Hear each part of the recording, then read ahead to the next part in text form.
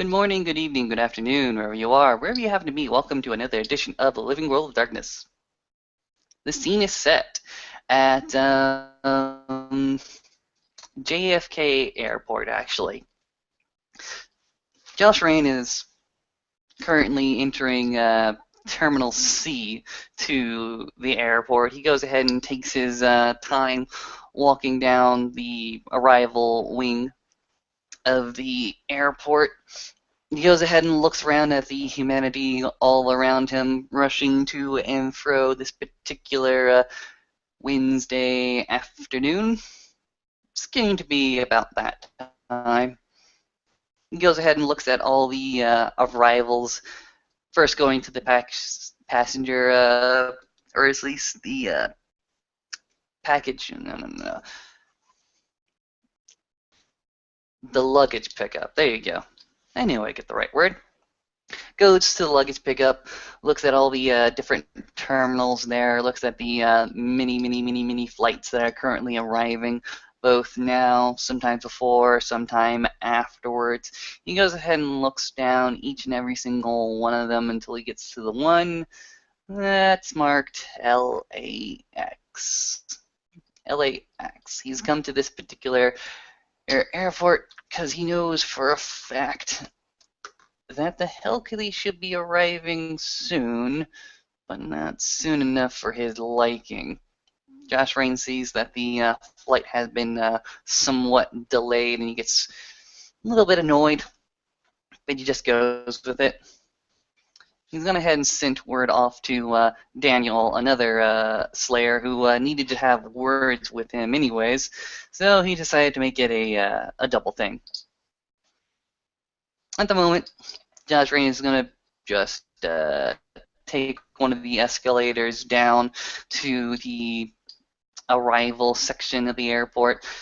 He goes ahead and takes the small conveyor belt all the way down, passing many shops, bookstores, the smell of pretzels well within the air as soon as he gets off, and he's confronted by rows and rows and rows of just seats. Seats of people waiting. Seats of people waiting for other people, for loved ones to come back, for family to return, for perhaps new opportunities to arrive. Perhaps they're there just waiting for some VIP. But in any way, he sees Daniel there quite dutifully sitting in one of the many rows of waiting chairs. So Josh just goes ahead and takes the opportunity to walk his way, and actually goes ahead and climbs on top of one of the rows of chairs, stepping onto the bed of the chair, onto the head of the chair, and then back onto the seat of the chair right next to Daniel. Hey. What's up? Not too bad actually. Pretty good actually. Yep. What's new? Well, remember when we told you about our trip down? Go ahead and remind me. The earthquakes? Yeah. Yeah, I got some fettered spirits, or spirits that were fettered to some objects. And I don't really know what to do with them. Alright. You don't have the fetters right now, do you? No, not here. Okay. Do you have it in a safe place? Yep. What's safe to you, I should say? Well, I took them to the other side of my dorm.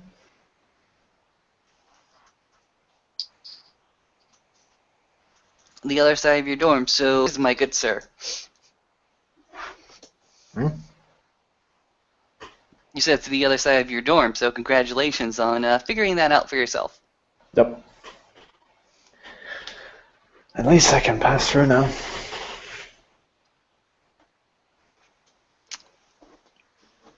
Yep, yep, Well, yep, yep. It feels like coming back home, right?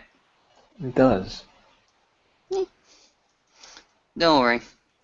The more you, the more you experiment, the more you relearn, the more that you go ahead and open yourself up, the easier that will become. Well, it was a hell of a relief when I was able to step sideways again. So Yeah. yeah. Oh, I'm sorry. Josh Rain goes to one of the aisle and pick up a random half-filled container. Has the label of Starbucks and hand it over to Daniel. Want some? Sure, thanks. Yeah. I don't think the people that were here is gonna want it. You can see inside. It's a very, very lukewarm styrofoam cup full of just coffee. Doesn't seem rancid or anything. It's just And Daniel will take a few drinks of it. Good stuff. But not as good as some tea I've been having recently. Yeah. Where do you get your tea then? Someone made it for me. Ooh, who made it for you? um, and Daniel's gonna stare into the cup of coffee. I guess you could say my girlfriend. Well, congratulations. Anybody that I would know? I don't think so. Are you sure? Because I know quite a lot of people in this city. I think the only person that knows more people in this city than me happens to be Silas.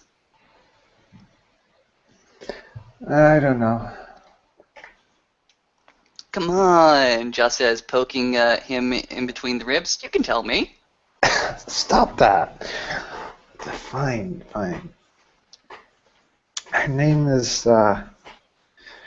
Her name is Jade. So you're in love with a rock, okay? Very funny. Her name is Jade.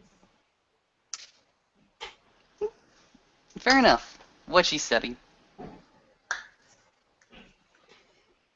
I'm sorry, I couldn't hear you. Okay, repeat. What does she study?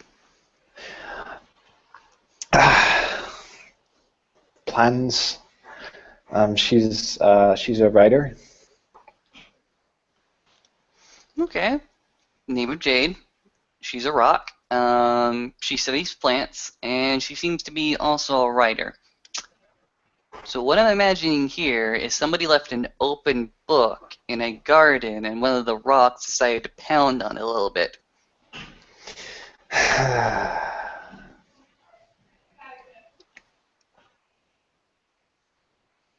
Look, Dan, you know I'm only joshing you. I know. Just, And he's just gonna take another drink. We've been spending a lot of time together lately. Congratulations. Like I said. So you like her. I do. I really do. Like spending time with her? Yeah. Do you know her friends? Do they like you? I know her friends. Some of them like me and some of them don't like me. Hmm, fair enough. That might be an issue between you two. I guess.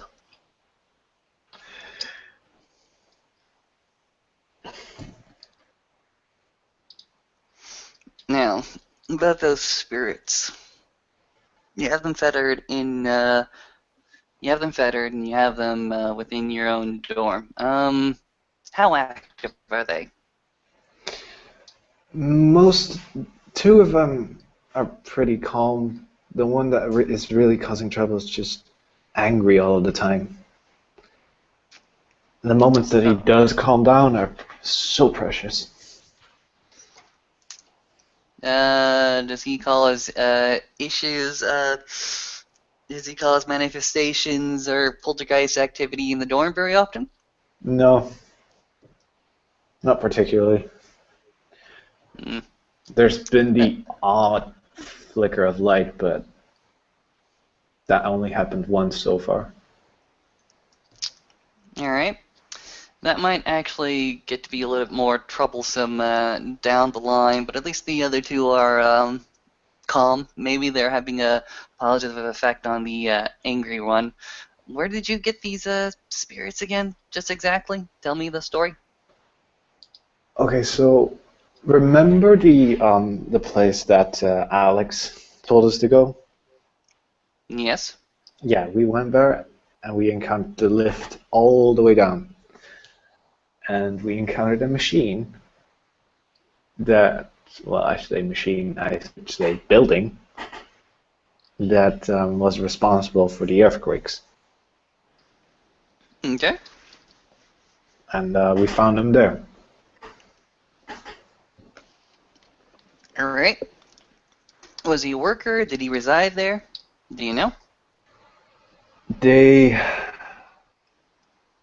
yeah, they said they worked there a long, long, long time ago. How long is a long time ago? Is a long time ago a few decades or a long time ago a few centuries? What time scale are we working with?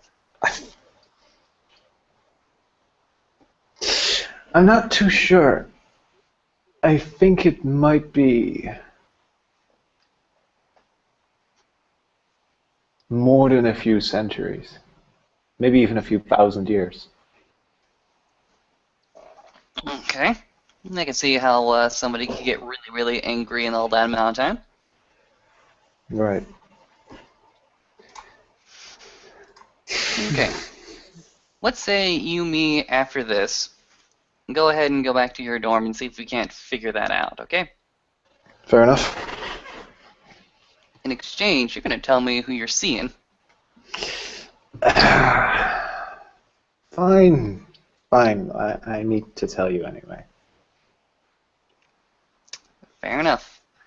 Um, from the boarding passage comes a plethora of activity.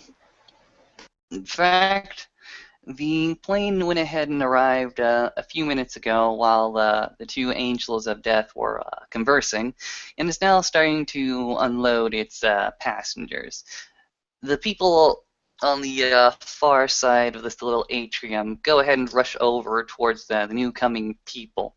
They go ahead and brace. One is a couple, another a family, another just a father and mother reuniting with a child. It's all fairly romantic in its ideal. I mean, when you think about this, Joss is actually going to interject on this very, very precious moment and talk in character. When you think about it, just look at them. They have forgotten so much, haven't they? They have. No, no, no, no, no, no, shush. No, no, no, you don't get me. They have forgotten everything they hate about each other right now. In fact, they don't even know why they hate each other. A lot of that regret, a lot of that angst, a lot of that anger, just completely gone. The only thing they're feeling right now is relief, happiness. They're just glad to see each other. Look at it. You can't tell me that you've ever seen so much outpouring of that particular emotion. Just love, just association, just kinship between so many people in such a small space, have you?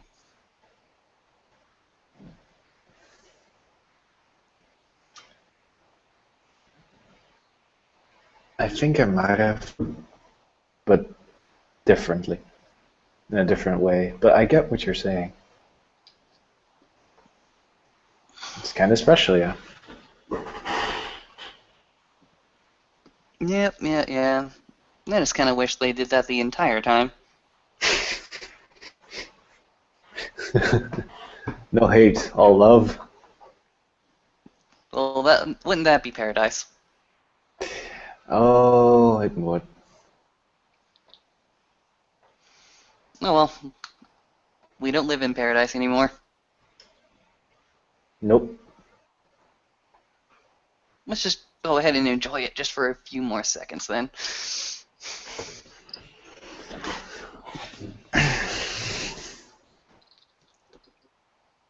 You can see that the mother goes ahead and her toddler just a little bit, taking her by the waist, throwing her up into the air, hugging it fairly close to her chest as both she and the father walk off in a toddler's car. The couple go ahead and embrace yet again, walk hand in hand out of the building. And most of the rest of people make their own arrivals quite in a similar manner. Some just simply walk off, and the two angels of death are still waiting for one particular passenger to make it off. Lily is she's one of the last people to actually arrive at the hall. She's not looking very happy. She's been waiting for a while to get her luggage, and she's generally not in a too happy mood, and she doesn't expect to be picked up by anyone. So she's just she has her music on, and she's just staring straight forward as she walks with her bag over her shoulder, and just generally walking towards the exit. Daniel's gonna poke his elbow in Josh's side. Come on, that's your girlfriend. So, do you think I'm going to stand in front of her and grab her attention? No. Damn you. Go on. He starts to push him.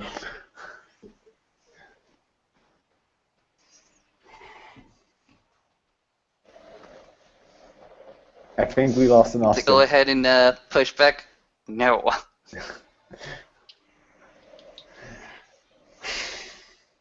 Fine then.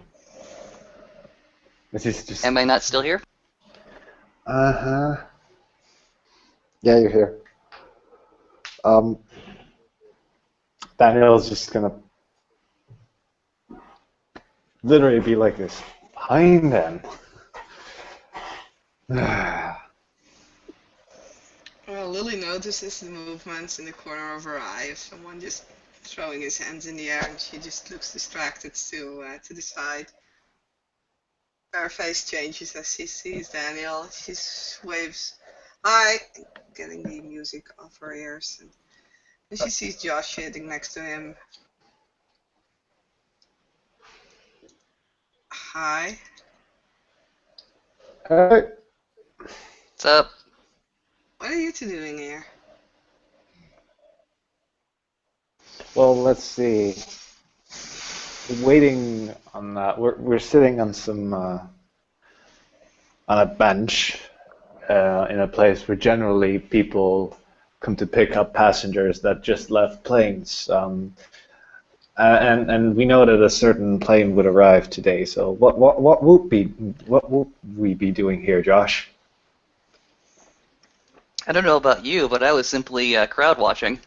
Ah, fair enough. Okay, cool. Okay. Well, in that case, I'll leave you to your very important business, I take it. Oh, severely important business. I mean, lives, at least my life, depends on it. Since when does your life depend on crowd watching? It always has. It never hasn't. You'd be quite surprised what the dead do with their time. Mostly watch the living. This is actually true. Weirdly enough. I'm sorry, I'm not that familiar with Sorry. what the dead usually do. And, well, you never really told me that that was one of your favorite hobbies. Anyway, I guess in that case, I'll talk to you guys later. Yep, sure. If you have Okay. your own transportation already lined up, I'm not going to keep you away from that. Public transport. Oh, yeah, sure. Public transport works just fine. I think we, and I'm sure they'll be able to your luggage in that small little car as well. It kind of fits if I wanted to. Is something wrong, Josh? What? I don't understand the question then.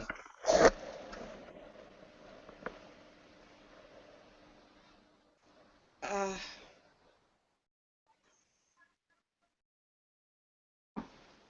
well, it's not kind of the hey, hello, you're back that I expected.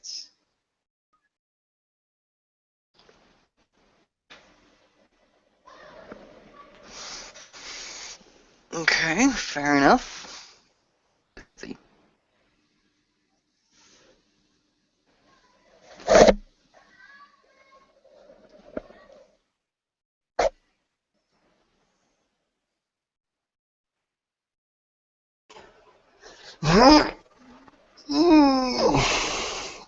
And Daniel just gonna look at Lily, then look back at Josh, and then look back at Lily, then look back at Josh. And she's gonna has a look of confusion on his face. Like, what?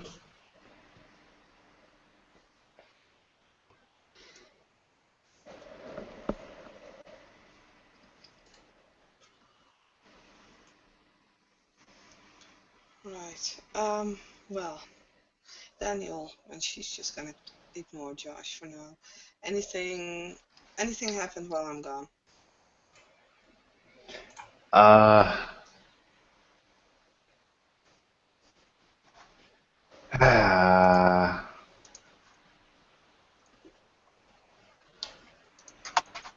a few things. Hmm.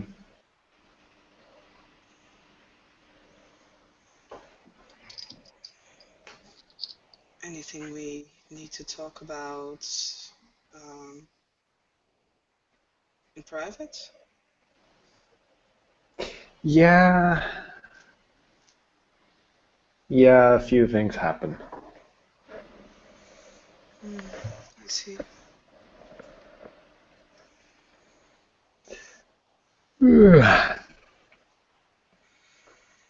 Well then, How was your trip? um, it went okay. It was kind of unexpected, but um,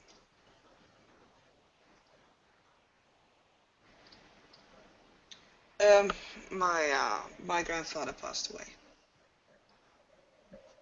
Sorry to hear that. Well, I guess it was his time to go. So I had to come over there and support the family. It's good to be back. Glad to have you. Well, I'll keep you from two of you no longer from your important task of people watching, and I'll guess I will have to be informed at a later time. Daniel, will you be around campus this evening or something? Yeah, I still gotta read a book, so Okay, so I guess we can talk then. Sure. And it's gonna take another look at Josh, and just shouldn't you? Hmm?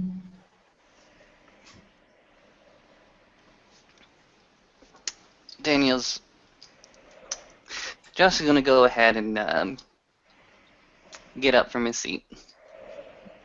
Go ahead and take a few steps towards Lily. Every step seems to take much longer than it should. In fact, quite a number of people go ahead and pass him by, walking very, very quickly, much, much faster away. As Jess goes ahead and approaches Lily, takes that next to last step away from her, standing about 2 to 3 feet away.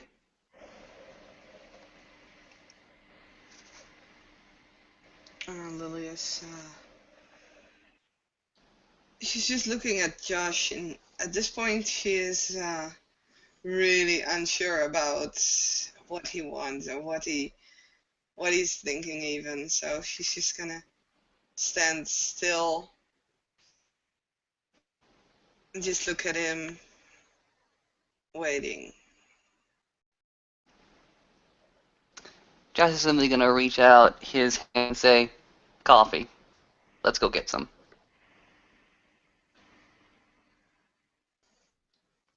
Okay. Sure. Why not? I don't. What's going on? I got some things to tell you, okay? Let's get some coffee. Okay. Fine. Do you two want a moment with yourself, or?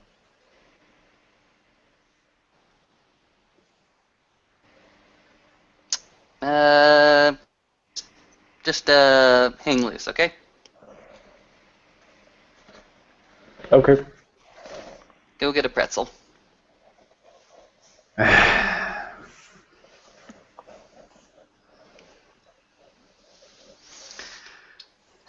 Josh goes ahead and stands by Lily, goes ahead and stretches out a hand, tries to cup Lily's hand in his own.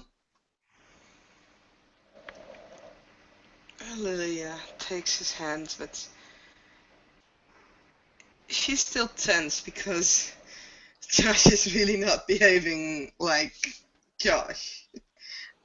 And definitely since she's had experiences with Josh not behaving like Josh, she is on guard.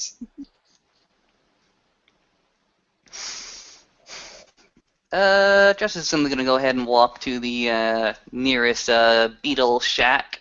Beetle Shack is a knockoff to greater, better coffee chain, but apparently JFK goes ahead and at least harbors that branch just a little bit. And goes ahead and goes to the preset, makes a quick order, and goes and sits by just sits by a fairly sterile looking table. It's all metal aluminum, and he goes ahead and faces a glass wall, in fact, to let you see out. And across the way is, in fact, a what appears to be a small little exhibit of aeronautic history, in fact.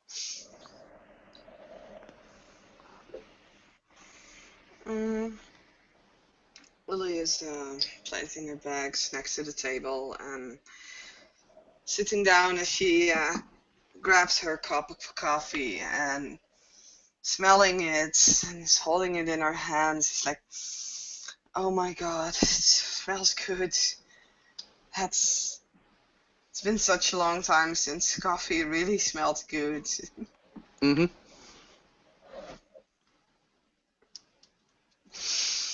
All right.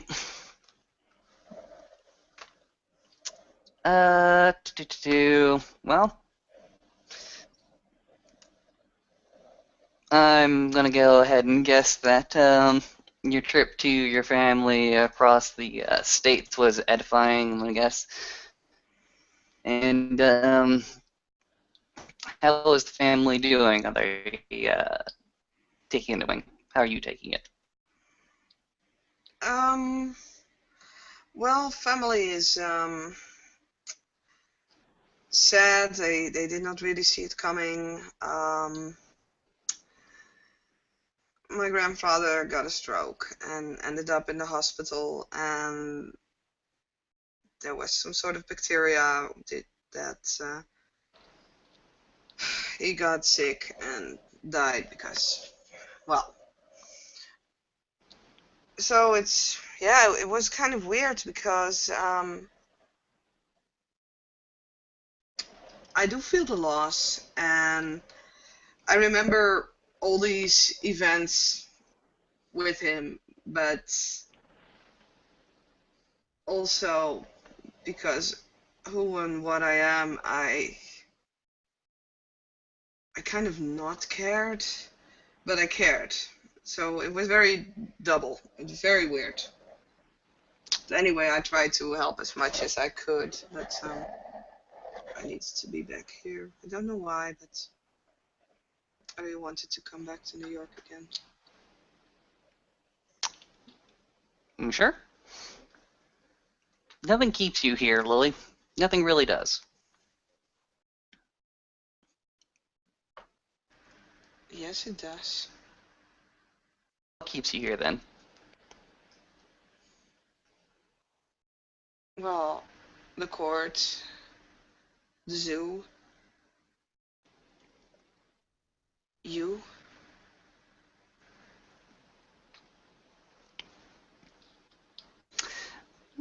The court will go ahead and fumble on its own for a little bit before finally coming to conclusion if they want to stay as a court or not.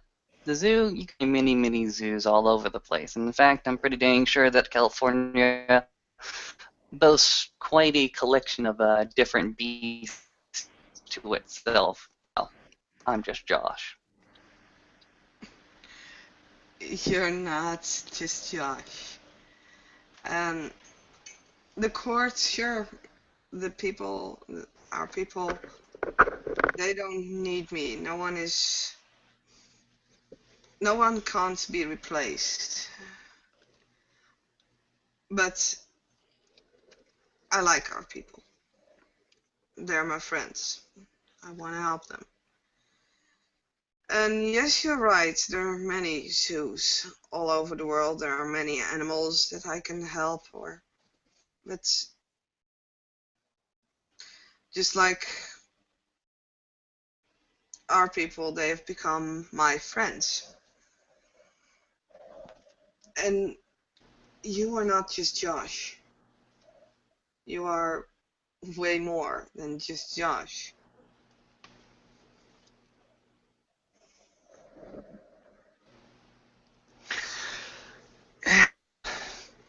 Lily, these reasons for coming back, they're altruistic, I'll tell you that much. There might be a lot of things, but they're not personal reasons for you to stay here. They are.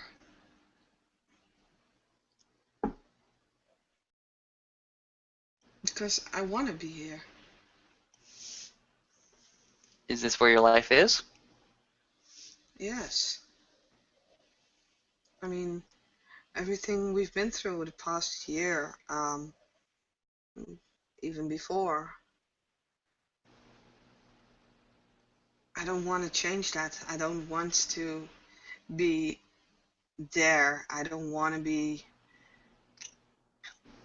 to have to watch out for my family if they find out and how they will react. And here I can be me.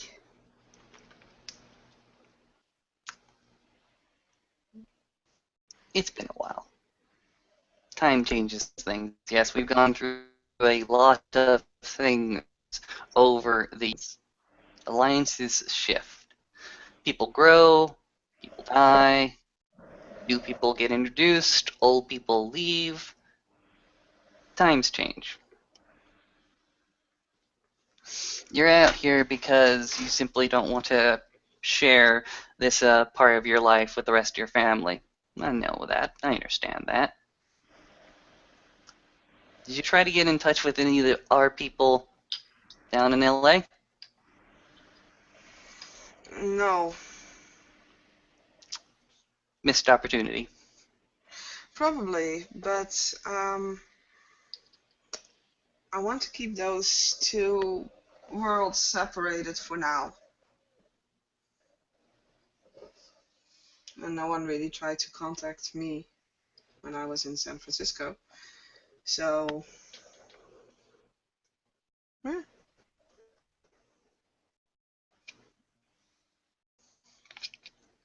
Still, there's a whole community out there outside of New York. I kind of wish sometimes just walk out there and say hi. Well, I'll remember that next time I'll fly south, well, east. You know what? I'm actually thinking about it. Going east. No, it's not going east. It's going west. I'm thinking about going west. What do you think about Right. that? Um, why would you want to go west? Because there's an entire continent out west. We're on the East Coast. We're in New York. But out west is opportunity. Out west is Ohio. Out west is Texas. Out west is the Four Corner States and California, all wrapped into one big opportunity, one big direction, west. I want to go west.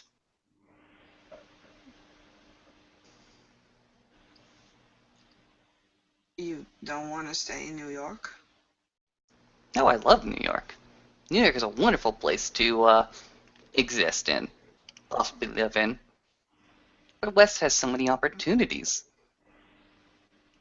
West has so many places to go, so many places to be, so many people to meet and greet.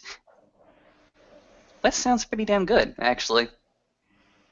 Doesn't have the problems of New York, I bet. Josh, what's going on? Honestly, all this talk about leaving. What, I can't take a vacation? You're the only one of us that gets to? No, vacation is fine. But there's something going on. There's always What's something going to do. on? There's always something going to be going on. There's always is. You just have to figure out what you really want out of life and go for it. Artemio said it best in The New Guy. If you try to go ahead and fret about everything in New York will go ahead and bury you. So you're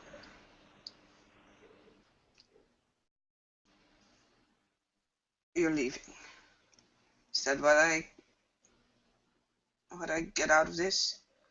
Oh, not right now. Again.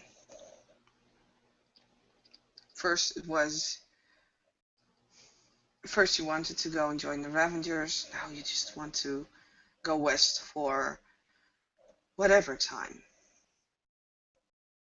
Yeah. Jersey, Africa, California. I talk about going to a lot of different places, don't I? Have I ever Yes, stepped foot out of the city? but why do you keep talking about it? Why are you so distant? What are you It's running away from? I'm not running away from anything in particular. It's just my nature.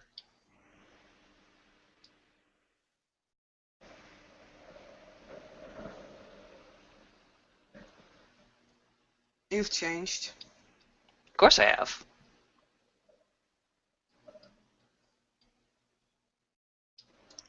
I don't I don't get it at this point. I don't You're trying to say something and I just don't get it. What am I trying to say? Okay, I'll try to be a little bit more clear. Lily, New York is cool. New York is fantastic. New York's pretty damn great. It's got a lot of where my stuff is at the moment.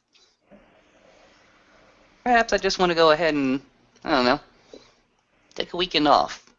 Maybe 2 weekends. Maybe 3. Maybe 2 months. Maybe I just want to go ahead and take a year off. Does that mean I don't like New York? Does that mean I don't appreciate everything that's going on? Does that mean I don't want to return? No. Just that I want to change. I want to see something different. But what about us? Oh, you'll do fine. Just fantastic. You didn't need me before. You won't need me when I'm gone. Bullshit. You'll figure it out.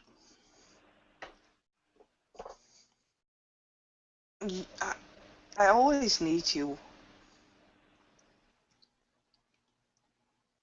You You didn't know need you me mean before. everything for me. Well, maybe you shouldn't depend on me so much then. When did I ever depend on you? It has nothing to do with me depending on you. You know I can take care of myself. That's not the problem. But I don't want to be away from you. Then come I've with missed me. you, and I have the feeling that you're pushing me away again. You gonna buy me a cat again?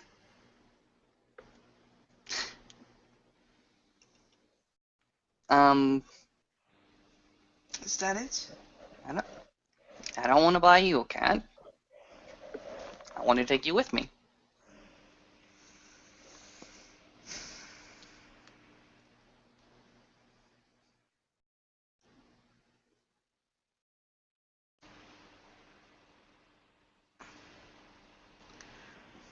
You want to take me with you?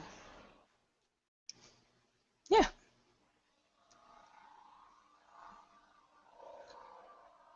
Leave this place. For a time. Um, I have to think about that. Well, you got a few months until classes start again for the fall. Think about where you want to go.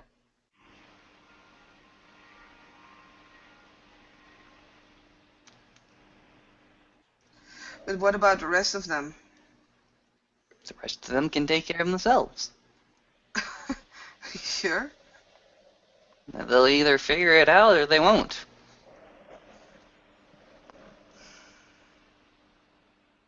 But I just got things running again.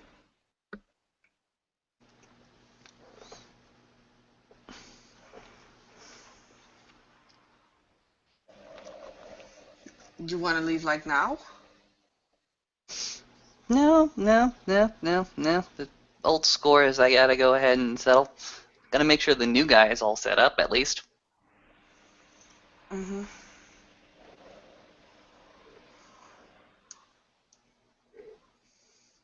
I really have to think about this. Well, go ahead. Take your time. I'm not leaving tonight. Probably won't leave tomorrow. But soon. Soon I'll go ahead and see if they can't reach the Grand Canyon. Ever seen the Grand Canyon before? Like really up close? I mean, like on the ledge? Like not like on these. And he goes ahead and points to a little note card poster rack, a lot of those print out letters. Not like on the picture, but actually stand on the ledge.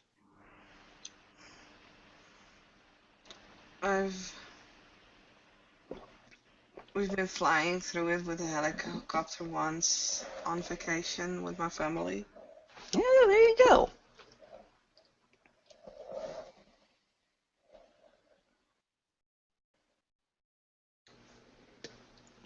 There's the Great Plains. There's the Great Plains out there, Texas, where the land just sort of goes ahead and rolls. It literally just rolls. It goes from tip of the hill to the dip of the valley over and over and over again. It's a very, very, very long ride up, and then a very, very long ride down. Just sort of rolls along with you. There's always the Great Gulf as well. There's Miami as well. We go to Disneyland. Think about it. An entire kingdom devoted to a king mouse. It it sounds pretty cool, but yeah, I'll think about it.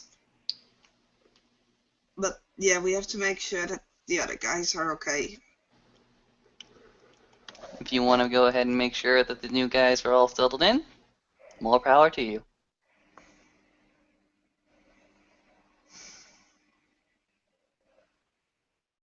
Miracle's okay if you want to ask about that.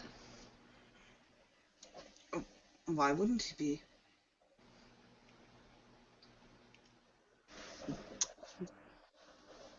It's not that he would not be, it's just that you would ask that question, and I wanted to head off that question at the past. I expect nothing weird went on with Miracle or with any of the others. I guess I would have heard of it, right? If you want to go ahead and check up on your particular stomping ground, go ahead and do so. I'm sure the Perfect. people there can go ahead and give you a more detailed report of what happened. What happened? Yeah, what has been happening.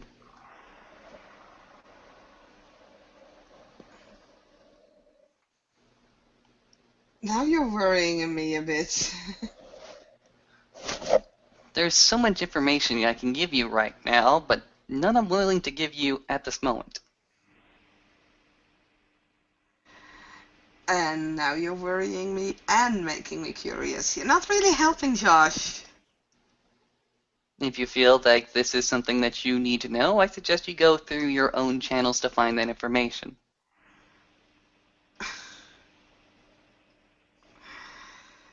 Definitely not helping. But okay, since you mention it like that, I'll drop my bags at the university. And I guess I'll go straight to the zoo. You can do that. You can do that. Looks like they're doing some reconstruction work, quite a lot of it, quite extensive work actually, over in Manhattan, Hell's Kitchen. Oh, Yeah, for one reason or another, looks like one of the shoddier city blocks went ahead and tumbled a little bit. There was a lot of destruction there, and then they decided to just tear the damn thing down. Yeah. Have you seen the new designs? It's quite fantastic, actually. no, I haven't. I. Wow. Okay, so a lot of things have been happening. I've only been gone for what, 2 weeks or something? Well, not a lot of things have been going on. I'm just telling you about recent events. Mm-hmm.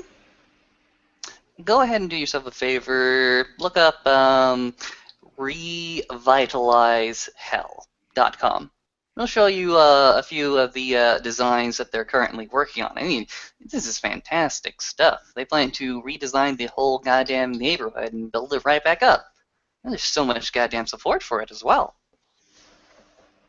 Just seems like Okay. an overflowing of just general goodwill, or perhaps just activism at work.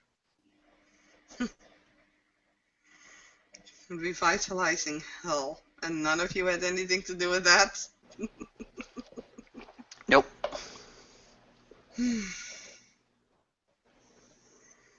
Well, I guess I do have to check up on recent events. I'll backtrack some stuff through the internet and revitalizing hell. Oh, weird name for a city project. Okay. Hmm. I'll have to do my homework, I guess.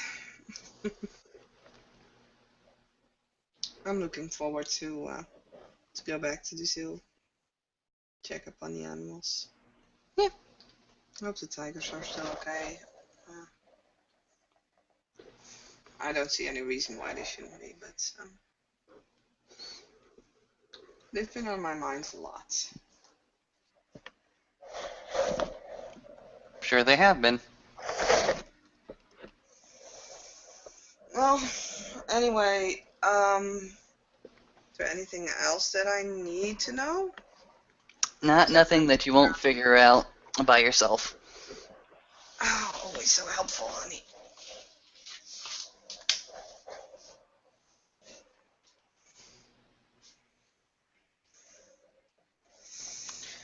Well,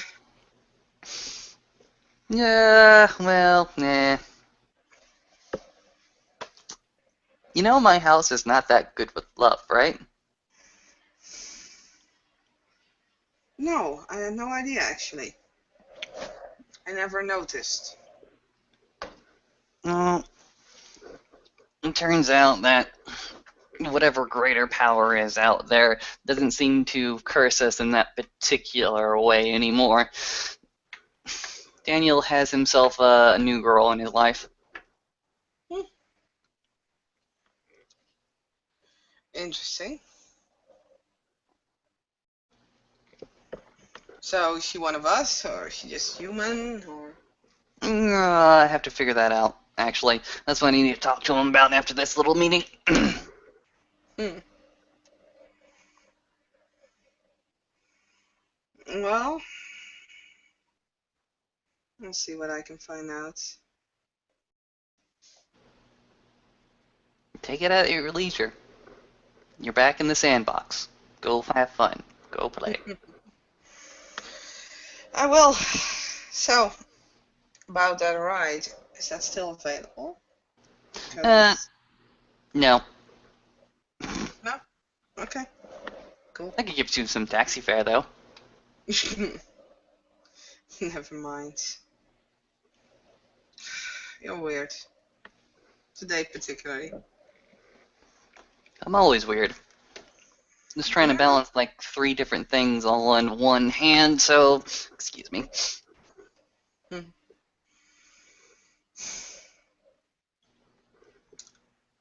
There's something going on, but I'll find it out. Never mind. I'll grab my stuff and I'll see you later, I guess. Jessica's ahead and stops her before she actually stands up all the way. So he's like extending his hand and stopping her by the shoulder. What? I missed you. I miss you too. I don't want you to go without me.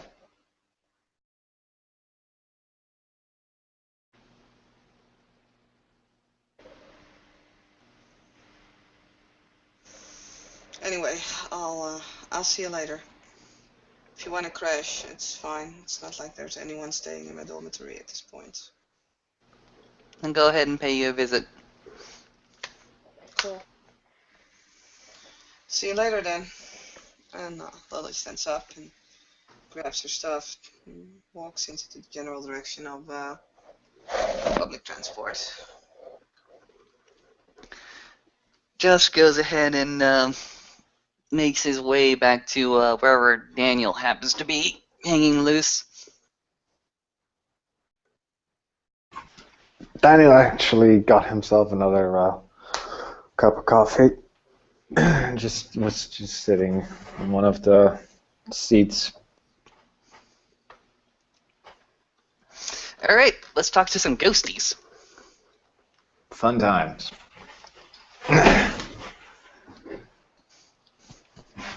Okay, follow me. I know this particular trick works like 100% of the time. Joss goes Okay. ahead and actually walks towards the male restroom. Goes ahead and has to beat his way in and fight for a particular stall for himself. A little bit crowded, a little bit more crowded than it ought to be for this particular trick to work. But Josh is generally saying fuck it at the moment. Josh opens up one stall for Daniel, saying, in you go. Okay. And he's gonna walk in. Josh goes ahead and takes his own stall, opens it up, and then just proceeds to step into a world beyond worlds. Zoop. Daniel will do very much the same, actually. Alright. The Shadowlands. How best to describe them? Well, imagine the airport. Imagine an airport that was particularly working or busy. And imagine that you replace all the fairly well-kept machinery of the plane and the engine, or imagine all that wrecked. Imagine it ruined. Imagine the engine and the tires being scattered all across the pavement. Imagine just an entire wreck. Imagine people having survived that wreck, clinging to life, crawling around, walking around, having a few of their own dismembered corpses and body parts within their own cradled hands, walking and wandering and moaning about their particular condition. As this seems quite evident to the terminal windows, these big glass windows that stretch from one end of the atrium to the other, that exposes the landing strip out to the two angels of death.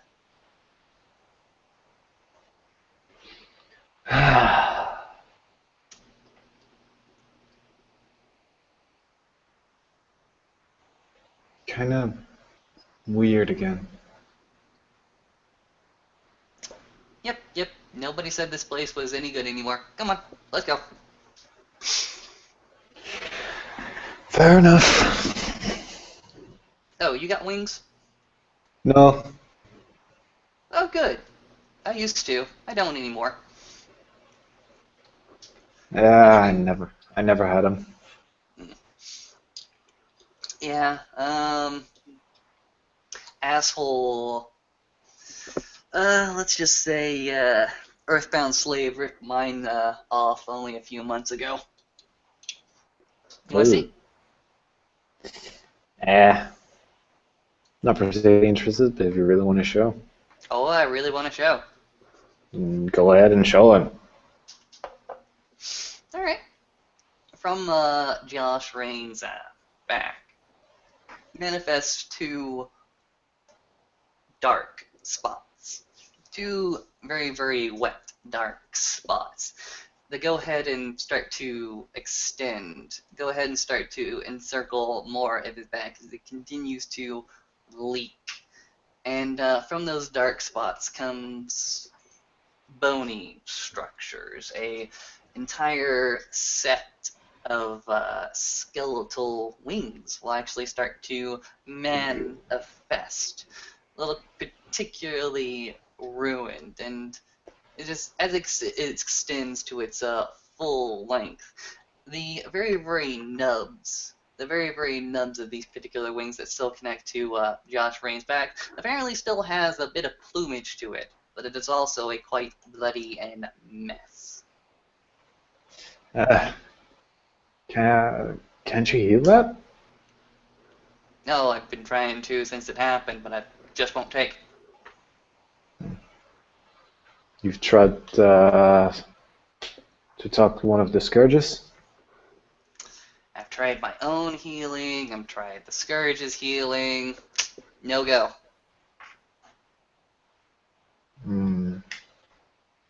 Have you tried to talk? Nah, they won't do that. Well, try to talk to who? Some of the mages? Wise men? Nah, I'm not gonna have a wise man operate on me. That's too much cheating. Why is that? I think I pride myself on existing this long fairly intact. I mean, if somebody gives me a good ding, they give me a good ding. I'm not going to go ahead and try to fix everything wrong with me. If I try to fix everything wrong, maybe I'll be running into the ocean right now trying to drown myself.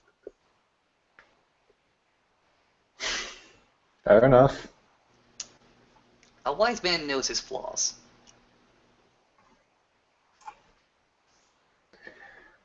All right, let's get to university then. And the trip, in its entirety, takes quite a bit longer than the Slayers are currently expecting.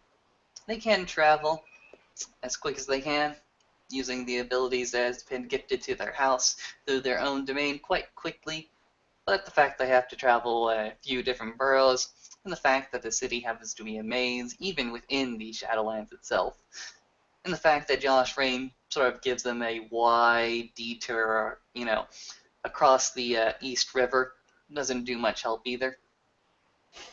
But eventually, through this long, long journey that takes approximately a few minutes, going on to an hour, the two finally make their way to the dormitory of Fortham University. This particular side of the Gauntlet, this particular side of the Veil, the university looks much as it does in the waking world, in the living world, except for a few exceptions. There seems to be quite a strong memory of this place, at least. Towards the south wing, where there used to be a library. In fact, Josh and Daniel can still see what appears to be flames, ghostly as they are, still looking at the frame, still constantly destroying that particular wing of the library, still burning all those books, all those precious occult texts that would possibly, maybe, give them a little bit more insight in their condition and the world at large, and even creation at large.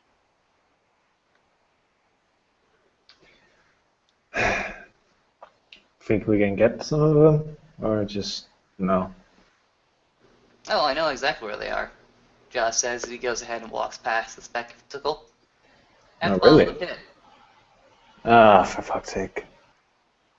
Yeah, we're gonna have to go ahead and fix that one of these days. If it's a gateway all the way down to the pit, we might need one of the Haven's lights to reach it. Haven's Lights. Haven's Lights. Josh goes ahead and snaps his fingers just for a little bit.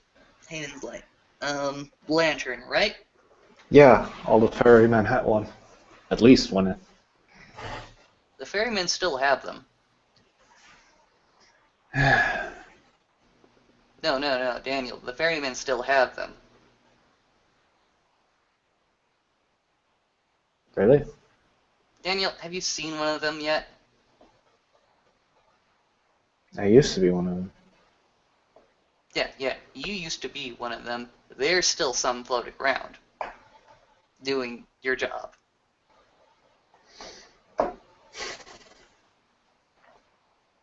Great. No. Daniel, you don't understand, do you? I don't think I do. Okay. You and me were going on a little bit of a trip. After this, of course. Okay. After a little bit of wandering, Josh is simply going to let Daniel go ahead and escort him to the particular address. Daniel will do so. He'll walk up to his room.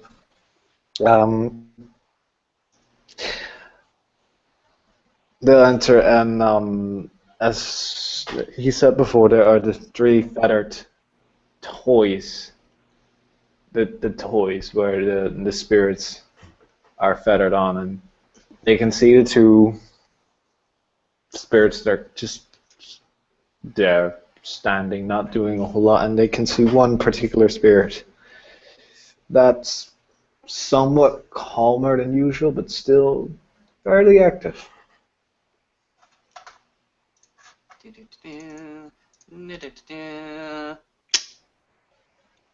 Well, it was calm, but apparently the presence of the two Holoku goes ahead and agitates it quite a bit. The angry spirit goes ahead and points an accusatory finger towards Daniel and says, "You, what do you want? And who is he?" He shrieks. I told you. Angry. Go ahead, Daniel. Fix it. Fine.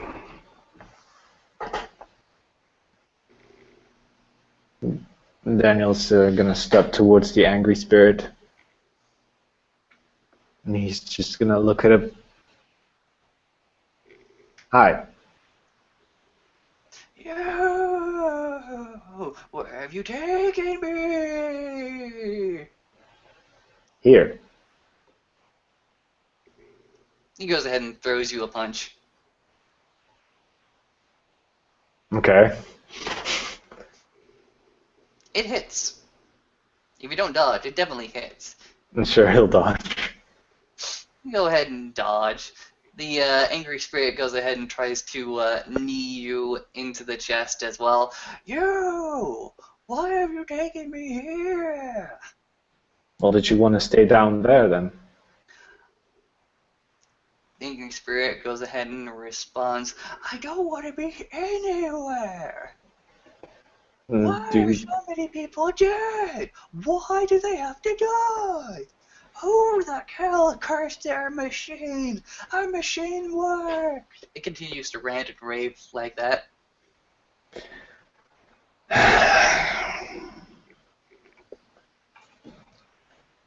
Then, if you don't want to be anywhere, do you just want to disappear?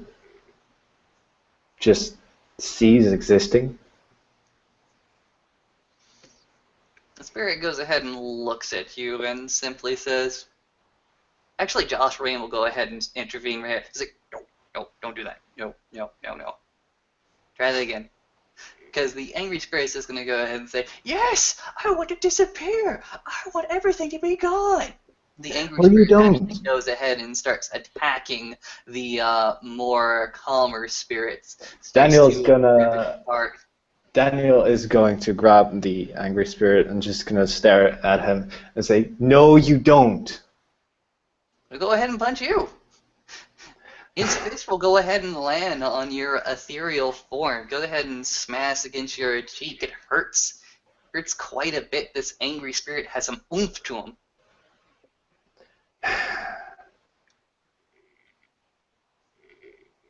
You don't want to disappear. That's just silly.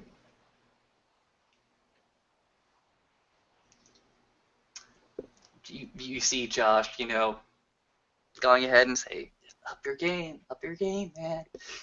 The angry spirit will go ahead and just continue to yell at you right in your face. He'll go ahead and scream out blasphemies at you. Go ahead and curse you out in every language it possibly can remember or even learn to remember after its death.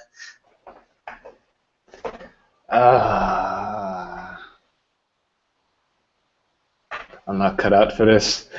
You're not. What's your input? Let me actually check that. I didn't expect to actually need to. I didn't expect to actually need my character sheet. I've got empathy of 1. Roll your wits and empathy. Ow. 1 at perception.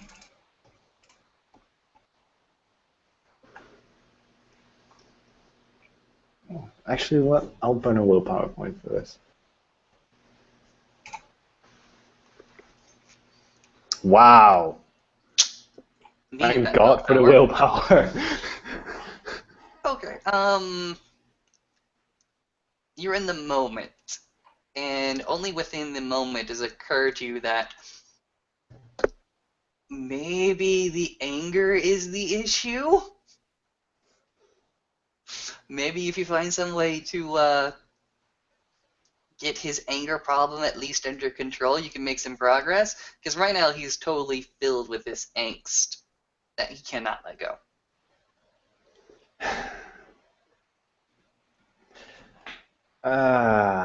Stupid question time. Hmm. Can I figure out what's making him so angry with rolling something? Roll your well, go ahead and talk it out. What do you think is making him angry? The whole being betrayed ages ago and still being here. Well, talk about that then. Okay.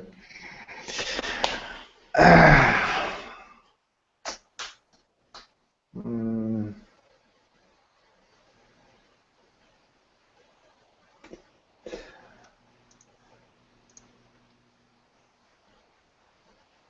okay. Daniel is going to try and stand between the angry spirit and the other two spirits, so the other two spirits can't get hurt, or if the spirit would attack, um, he wouldn't attack the other two spirits. As you go ahead and take a second look at the two commerce spirits, you realize that their faces have been bruised quite a bit. Okay. And he's gonna turn to the angry spirit, and he's just gonna ask, "Why? Why do you feel that way? Betrayed? Angry? It doesn't help. You have to let it out on others." The angry spirit goes ahead and says, "Yes, there is only so little places I can actually go ahead and scream. There is only so many people that are willing to actually pay attention. I'm paying attention to you. Attention should be paid. And we're good people." I'm paying attention to you right now, am I not?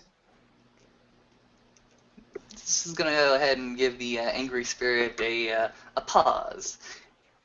He goes ahead and brings his fist down just a little bit. Actually, brings it down totally to his side. Doesn't unclench it quite yet. But he goes ahead and just stays at his side and simply says, "You are?" Yes. I'm talking to you.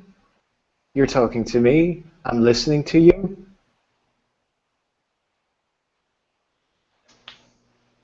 Right?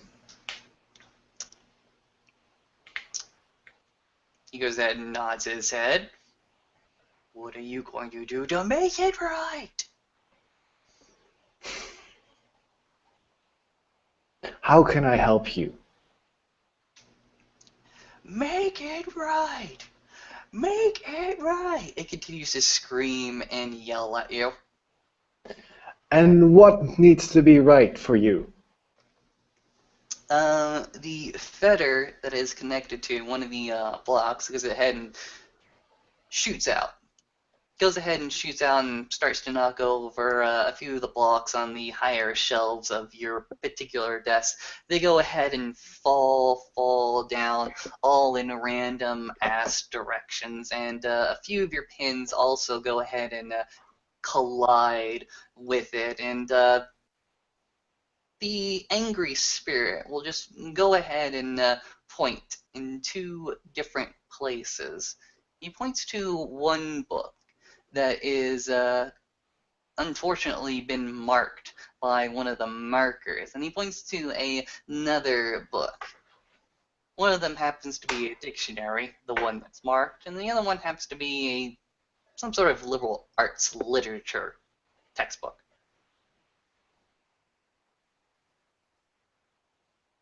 Okay.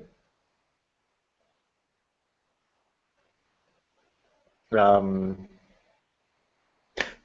the feathers themselves are actually in the shadow realm of Oh the yeah, dorm. oh yeah, I know. Okay. You think I Uh, got that confused? No. okay. Fair enough. Daniel's gonna grab the books and the feather. Do you take the chance to look at the books? I do actually want to take a look at the marks and all that stuff. Do you take a look at the books before you decide to mess with them and pick them up? I hope I'm not messing with things, just looking. Thank God for common sense. I'll give it to you this time, but remember. Sure, All right. thanks. You go ahead and you look first at the dictionary.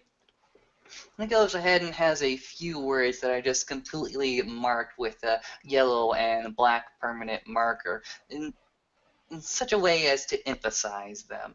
It simply says remember. And the other textbook that happens to be some sort of liberal arts textbook, goes ahead and shows it's actually a local history book dealing with what seems to be the colonial period of New York. And it goes ahead and it's been marked as well. In fact, the page is currently pointing towards a older map that was a period recent to that time. And it seems to have gone ahead and drawn a long, long, long line over these New England states. One long, straight line.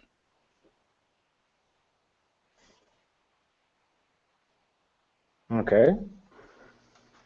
Anything else? Go ahead and roll me intelligence academics on this one. Okay. Du-du-du.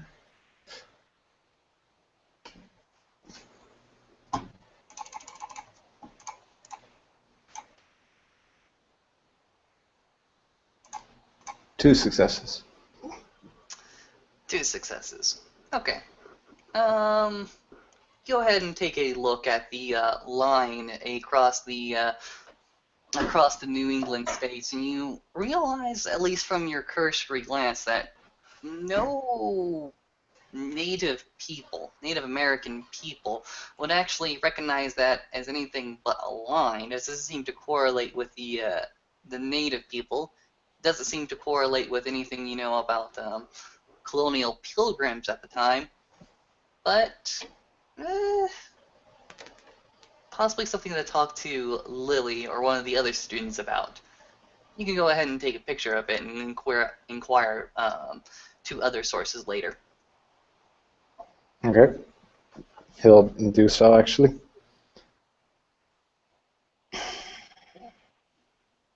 Remember.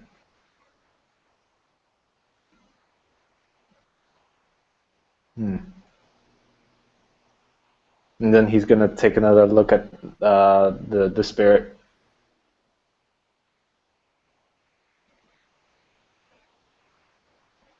See how it's doing.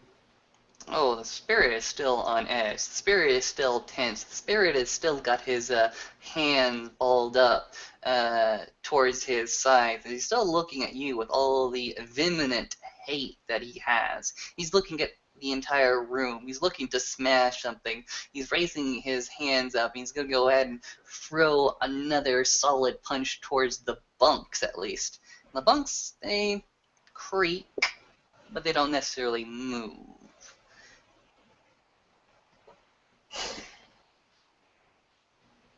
Remember, and then the line.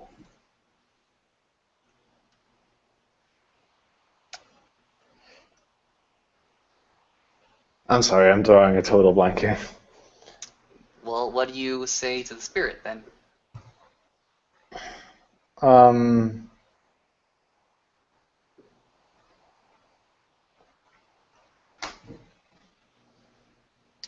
Daniel is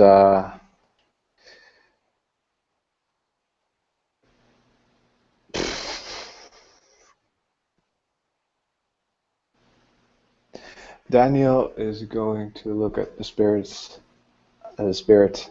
and he'll say, "I'll remember this, and I'll remember you as well." Not good enough. Make sure it doesn't happen again. Continue to yell and scream and whine. Tell you what. I'll make sure I'll figure this. And I'll help. And then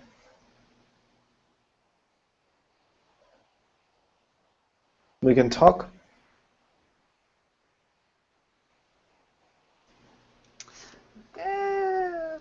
Go ahead and roll me manipulation leadership. Okie dokie.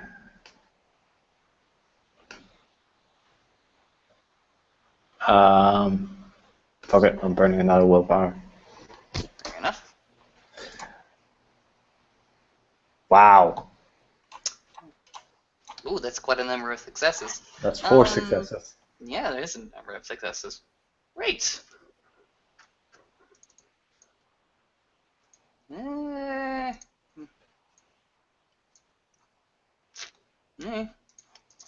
Yeah, you actually are able to reach out to the angry spirit. You're able to at least give him some sort of compromise that he's willing to accept, at least for now. You see that he unclenches his fist. You go ahead and see that he goes ahead and settles, both emotionally and physically, as he just goes ahead and sits on the other side of the room of the two calmer spirits, and just proceeds to go quiet and dormant just for a little bit.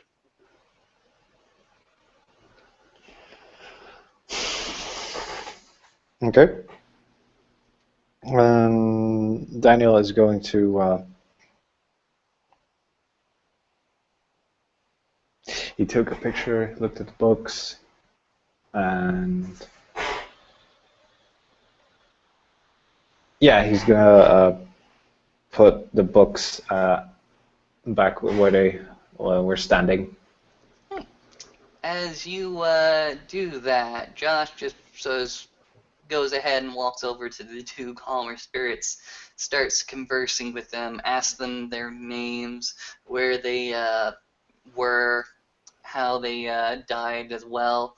Goes ahead and gets a sense of the relationship. Actually goes and walks over to the angry spirit. Goes ahead and gives him a stern talking to. Well, actually go ahead and throw the angry spirit against the wall. Scream at him as much as it screams at Josh, and this proceeds to get as much information out of him as well, which pretty much just relates to his name, how he died, that kind of thing. Because that spirit is not willing to cooperate in the least with Josh.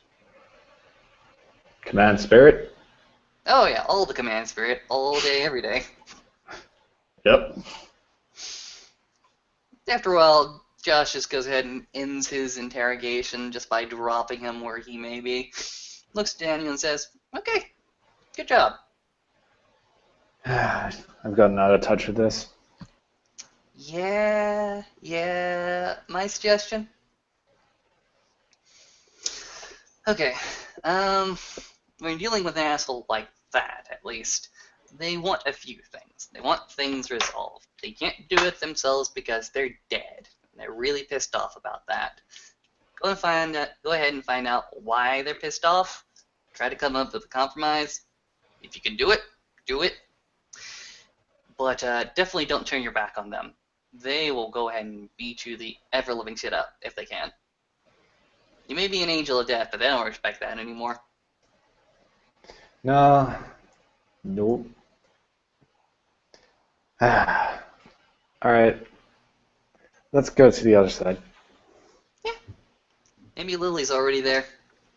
Maybe. And I still have to keep my end of the deal. Tell you about Jade. Oh yeah, totally. Josh will go ahead and grab Daniel's closet from the Shadowlands and use it as a anchor to go ahead and size stuff from the realm of the dead to the realm of the living. Daniel will actually grab. You just need to grab an object. Oh no, Josh just did that for aesthetic purposes. Ah, fair enough. Daniel's just gonna walk towards the kitchen, his little kitchen that he has in his room, just as if he was straight up walking towards it. Also steps sideways and then grabs a teapot and starts making tea. Yeah. At which point, Josh, now having proper cell reception, goes ahead and will actually give Lily a call, see if he doesn't pick up.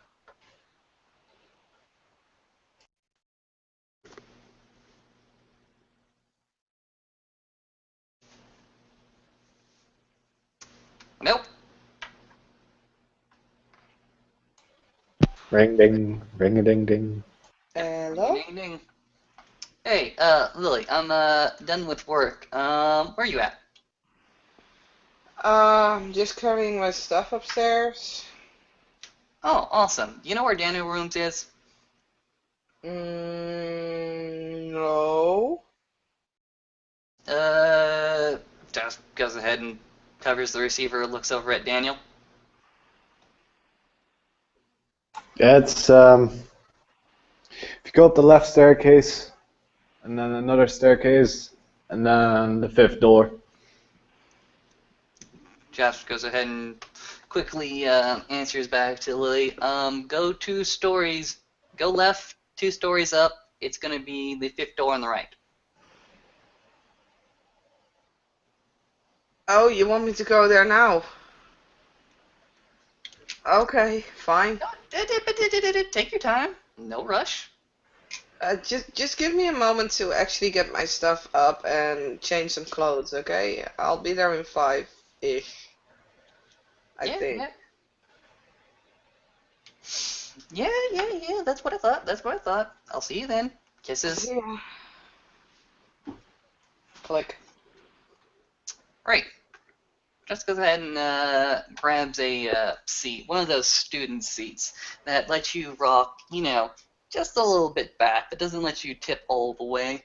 The cushion is a little bit ratty from years of work and years of ill maintenance, but he just goes ahead and plops down there, positions his chair towards Daniel, where he is currently making tea. Want some? Nah, I'm more of a coffee person. Fair enough. Daniel's just gonna grab a bit of tea and sit on his bed. So,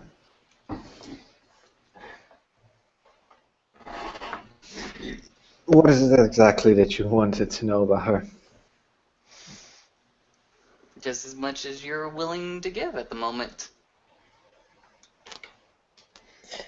Well, she's not one of us. Mm-hmm. She's a human. A normal human. For now. What do you mean for now? She's what they call an apprentice. Okay. She's an apprentice. Does she go to a technical school? She attends the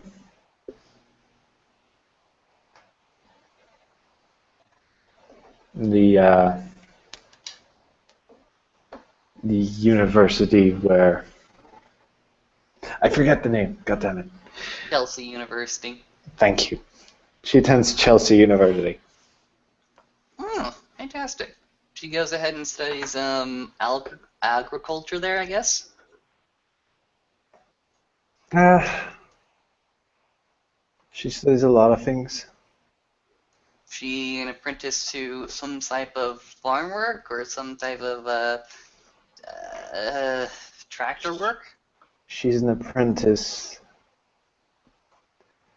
to the mages.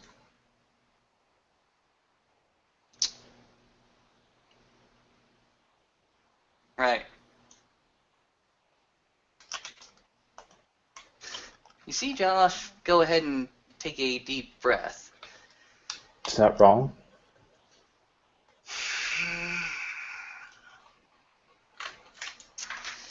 Just goes ahead and looks to the saucer of tea and says, "Yes, I would like some tea." Fair enough. You still haven't answered my question. Is it wrong?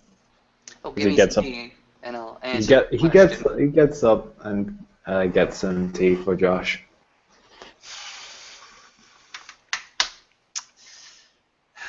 He goes ahead and takes a little bit of a sip. It's a little bit hot for him. He goes ahead and downs a little bit more, burns his mouth just a little bit, and says, "Okay.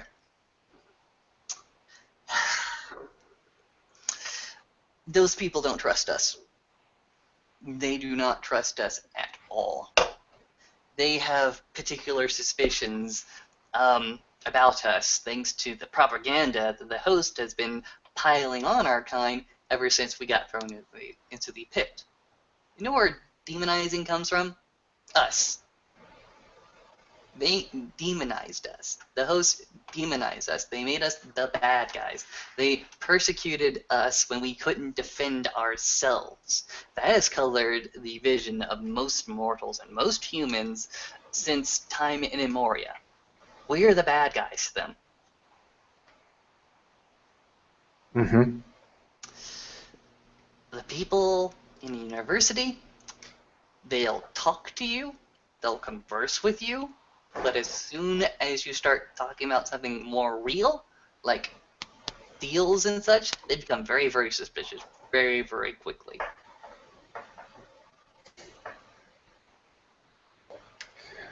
Well, did you know that there were multiple groups of them? Different groups. Oh yeah. There's the Order.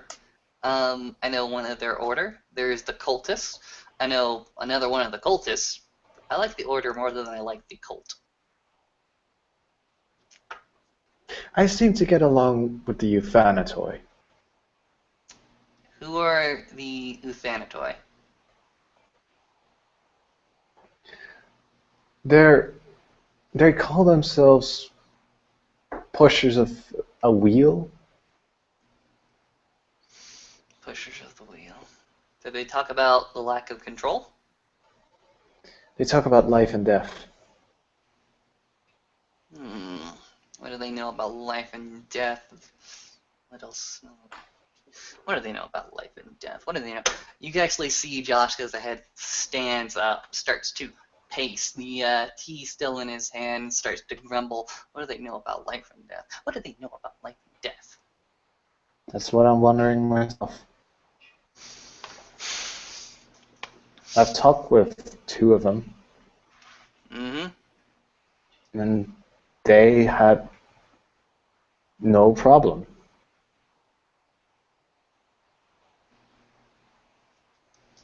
With me.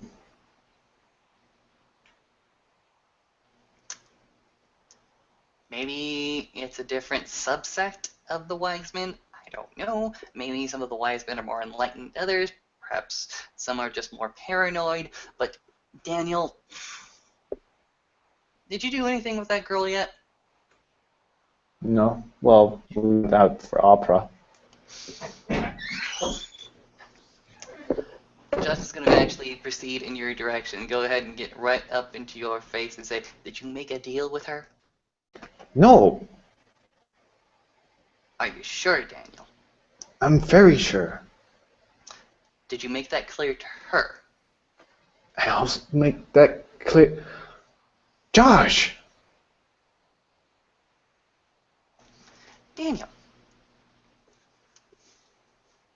there's a reason that we probably shouldn't be talking to them in the first place. We fucking screwed it up the last time. What makes you think we're going to do it better this time?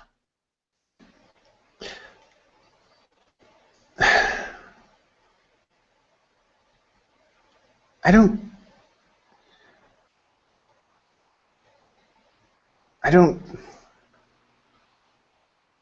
I made no deal. There was no deal. Good. Good. No deals. Just need to go warm here. No deals. I don't want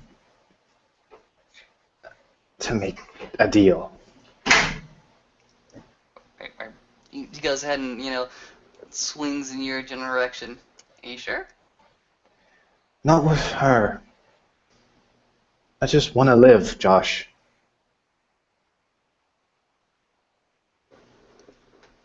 Just survive. We all want to live. We all want to survive. I'm not going to take that away from you. Nor would I. Be sort of hypocritical for me to do so anyways. Just be careful, okay? I am. I haven't told her anything about what we're up to. In fact, the only thing she knows is me. She doesn't know anything about the rest of us.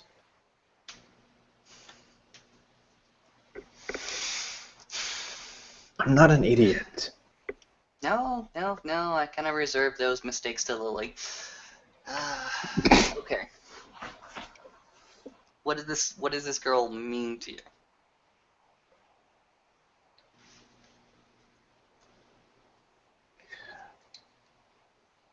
A lot.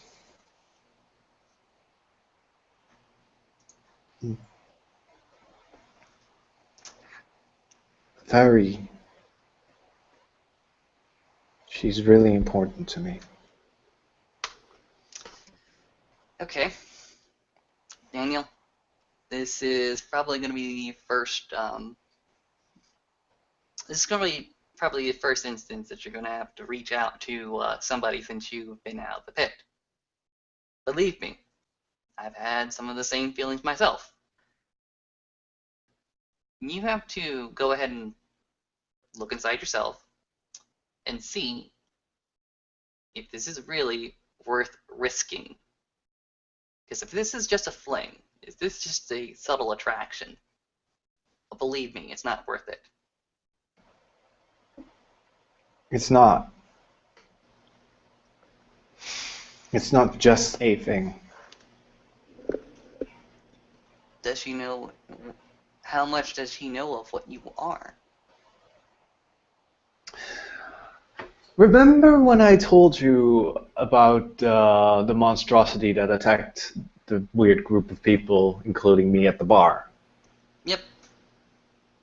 Remember when I told you that another group, that later on I got a call from a few of those people that said they had a plan to get rid of that monstrosity? Mm-hmm. She was among those people.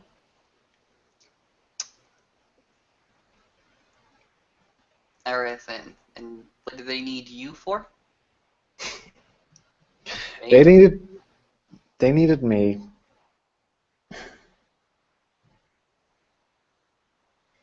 to locate the thing. Alright. Okay.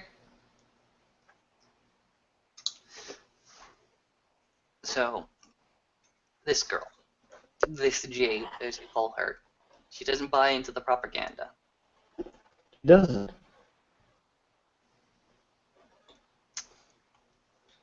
Okay. And this isn't a passing thing. It's not.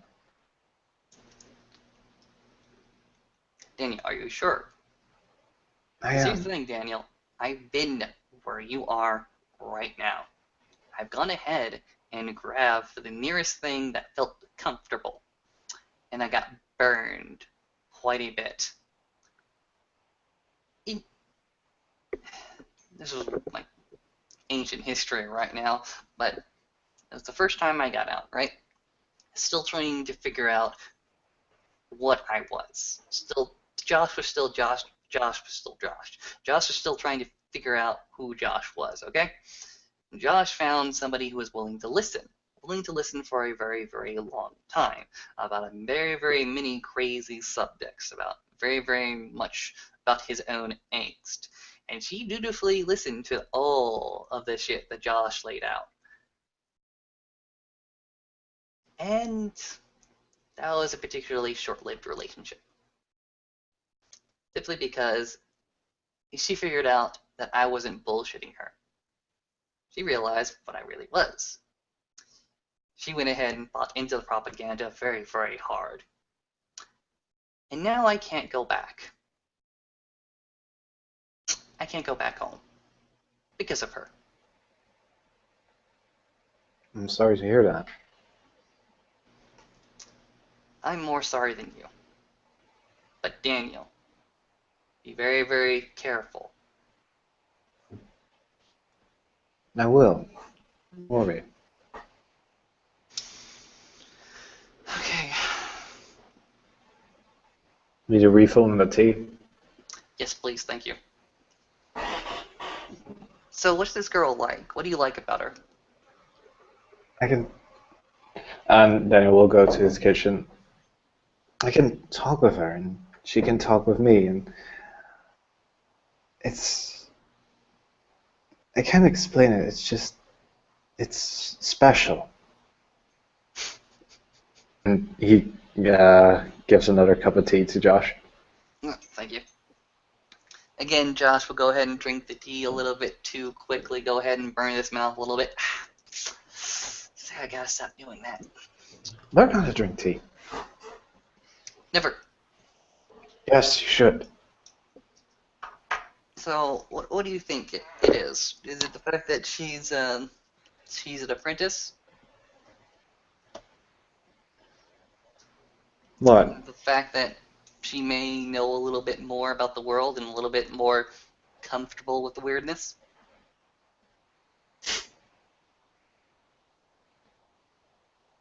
I can't really explain it.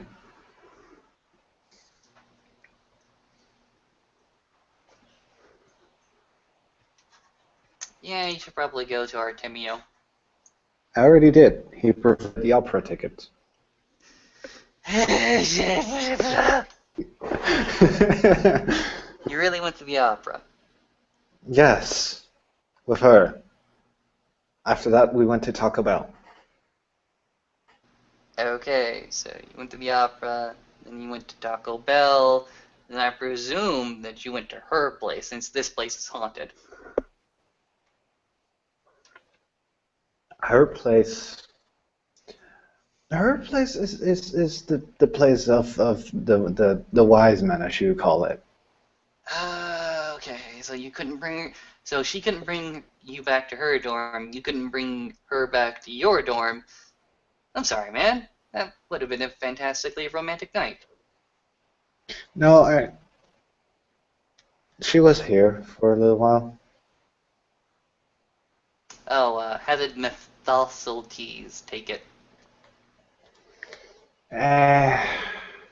We didn't do anything weird, or You didn't do anything weird. Did you do anything normal, Daniel? no, but what?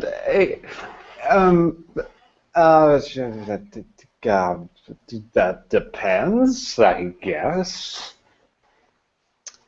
Oak. Oak. Oak. Stop that!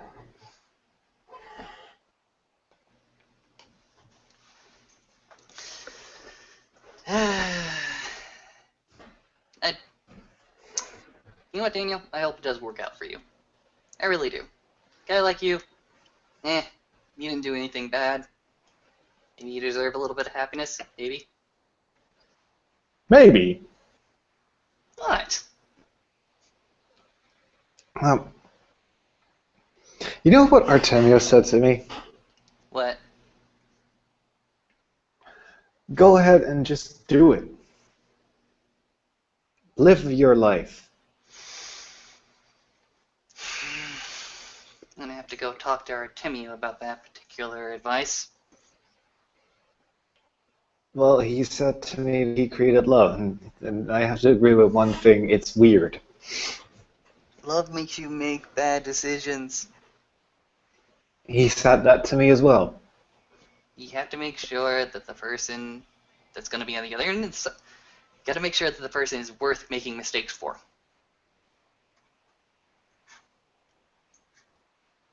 She is. Well, if you believe so.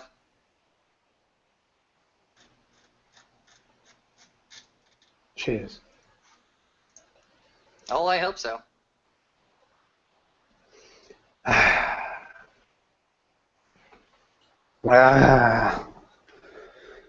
Somehow this is a huge weight off my shoulders.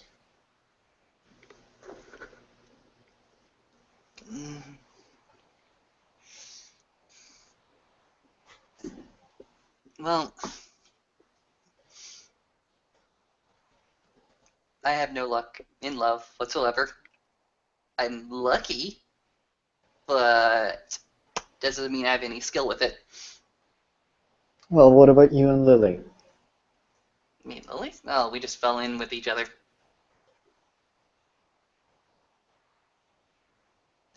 It was a Lily? hey. It was a very desperate time in the court's existence. We were still dealing with the Earthbound problem. Nobody was giving us any information. We had to stalk out on our own to figure things out. Back then, it was us against the world. Hmm. And now? Um, now it's not so much us against the world.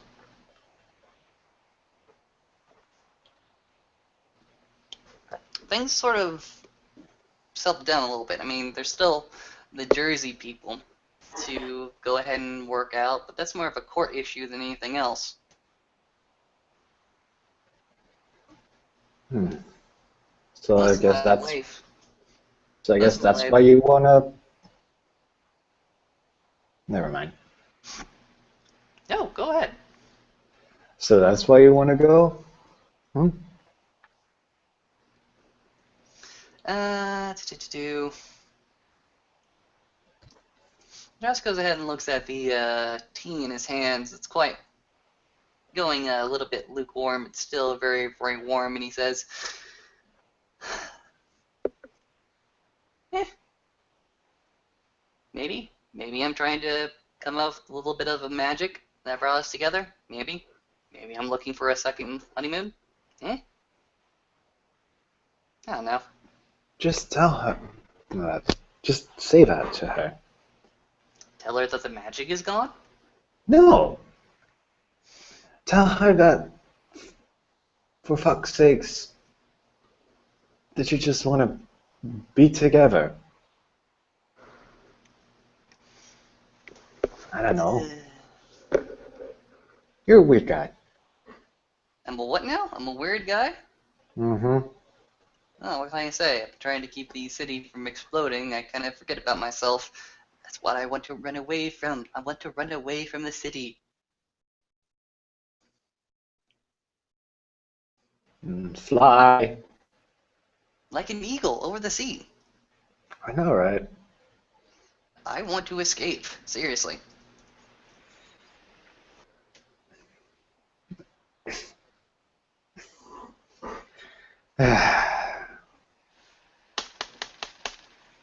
Oh, I'll get that. And Daniel stands up and walks towards the door. And open it. Hey, yeah. So, what's so urgent that I had to come right now? You want to I hang don't out? know. Hey Josh. Hey, Lily. You want to hang out? Fine. Why not? It's not like I just came home or something. She's just gonna walk over to Josh and just let herself fall into his lap. Like, bang. Bang. Yep, that's you.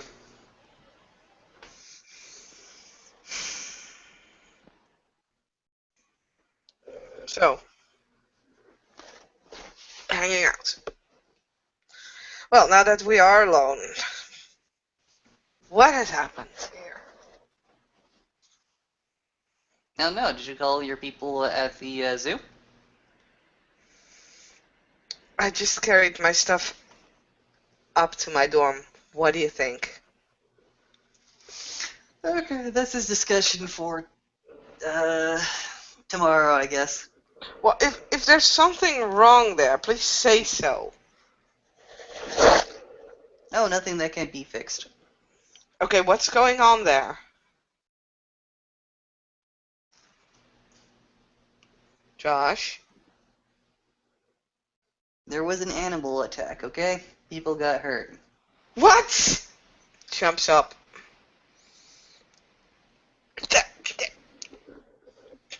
How? What? When? Where? What? Whatever happened, I'm sure the keepers were able to resolve the situation. You didn't go check on it? Why would I? 'Cause it's the zoo. Why wouldn't you?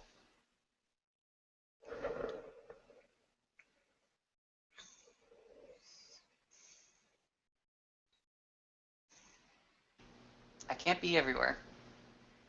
But that's my place. What did I Yes, do? it's your place. Now, if you want to go ahead and rush away to your place, it's Oh fine by yes. me. But that means that I don't get to hang out with you right now. So go ahead, run off. It's, I have to see if everything's okay. Fuck it, just come along.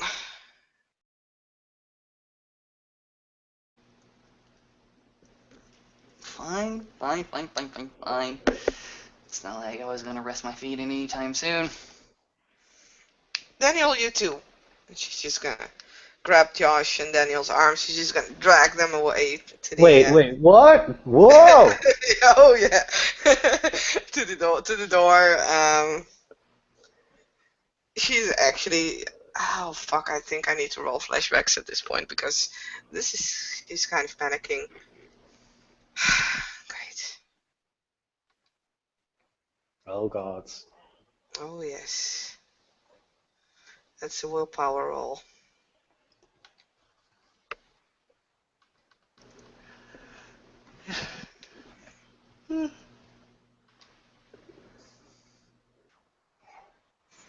Got a success. Yay! Fair enough. So basically, she starts dragging the two of you while cursing towards the door. Whoa, let me at least lock my room! Okay, what has? Quick recap. What's going on? Like I keep telling you, go talk to your people. Fine, I'll do so as we walk there. And she just gonna dial a number on her phone, waiting for it to ring.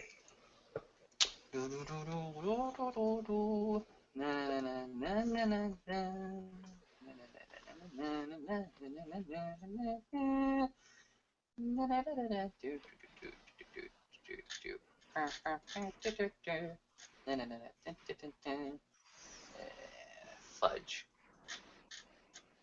Nope, we're actually on the second page. Never mind.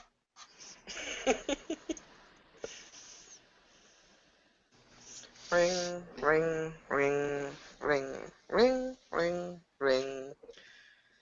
Ring, ring, ring, ring. Voicemail. Crap.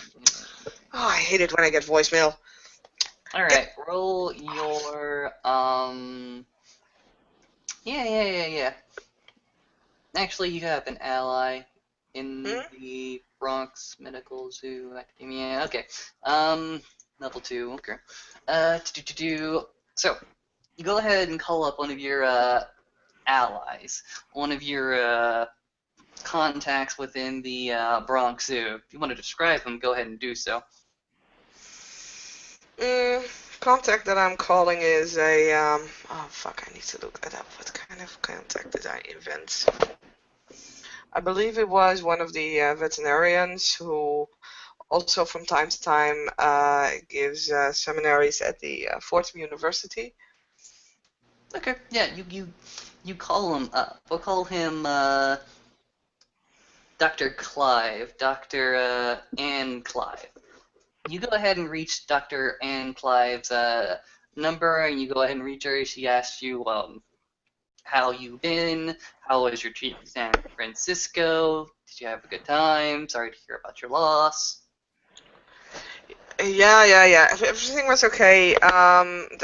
Well, it wasn't, of course, but that's fine. So, what happened at the zoo? I heard there was something wrong. She goes ahead and relays the past few events. The boa constrictors needed to be briefly removed from their habitat.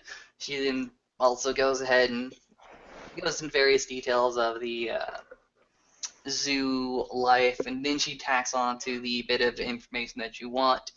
She goes ahead and relates to you the fact that apparently two attendants were attacked on, or at least in the grounds. They were discovered um, on one of the pathways leading deeper into the Bronx Zoo. They seem to have had animal marks and lacerations across their bodies, but from her own conclusions, it was inconclusive. She couldn't match any of the attacking marks to anybody, or at least any of the animals they currently have within the zoo, which led her to believe that maybe they should do a more thorough checking, start to make more teeth prints, see if they can't clear it up then, because obviously the records are old or they're broken or they're missing some vital information. She goes into the fact that the attendants will be sorely missed. They were kind of popular with the rest of the community at large, as well as the staffers at the zoo. You will remember Anne and Mark as being some of the more quiet types. They did a lot of volunteer work, or at least they volunteered for more shifts for other people just to get a little bit more money on the side. They didn't even ask for overtime on those particular occasions. They simply wanted to help out some friends and maybe make some dough.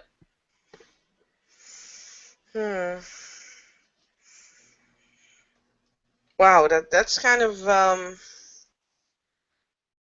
heavy. So how long ago did that actually happen? She goes ahead and gives you an estimate of like, I don't know, a week ago. I see. And because you said that the claw and bite marks, that they weren't like from any of the creatures that we have in the zoo. Do you guys She still? goes ahead and corrects you and says they don't seem to have been cataloged within our records, which leads me to believe that we should do another overhaul. So do you have like Because a I don't description? really want to go ahead and exterminate the wrong animal, then I don't really need to. No, I agree. But I want to help if that's possible. So is there like, did you guys take like photographs or sketches of what kind of marks they were? Can you give me a description or something? Maybe I can help out. She goes ahead and gives you a rough description of the marks, and she's willing to give you her notes. Her notes will definitely be detailed, but she doesn't currently at the time have anything else to give you. She can't, the case has been open, and apparently it was shut by the authorities rather quickly. It was all a very, very sad affair, and they're now putting pressure on the zoo to go ahead and produce the animal that may have caused this. Okay. Oh, Well. and one more thing, actually. Yeah? Apparently, there is a gorge mark. There is a gorge in Mark's ribs. Seems as if a long horn went ahead and punctured him while it was charging. I see. Interesting. Okay. Well, thanks for the info. I'll see if I can find something. If I find something useful, I'll let you guys know. Okay?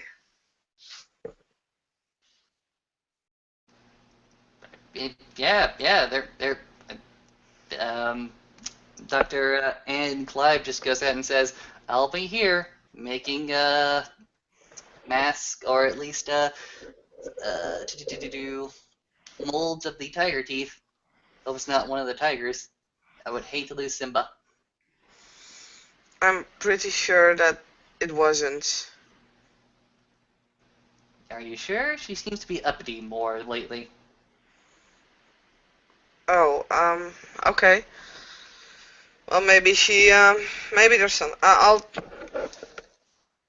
probably tend to stop by the Tigers tomorrow, so maybe I can see what's going on with them. But they're generally very sweet in nature, so I really don't see what they would have to do with it. Things happen. They didn't occur on any of our watches. Hmm. Anyway, I'll talk to you later, okay? I just got back from San Francisco, so I'll see you around. Offers you some goodbyes and tells you again about the faculty get together. It's going to be going on later that week.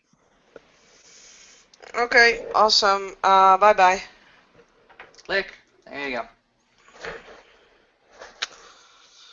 Oh, this sounds wrong.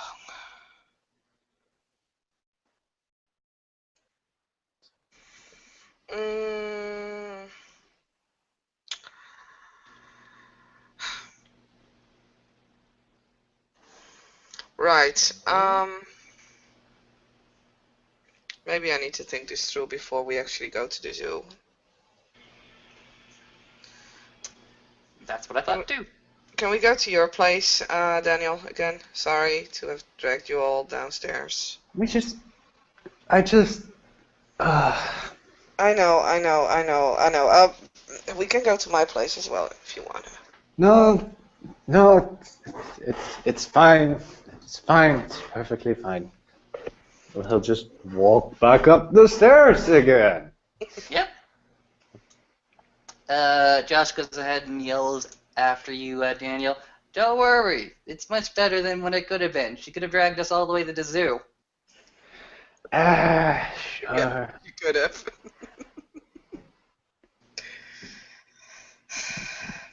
And Daniel will get his keys, unlock his door, open said door, walk inside, and then turns to Lily. One tea?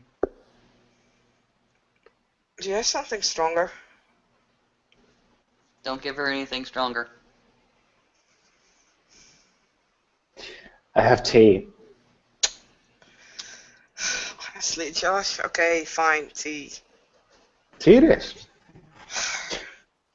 And he'll make tea again.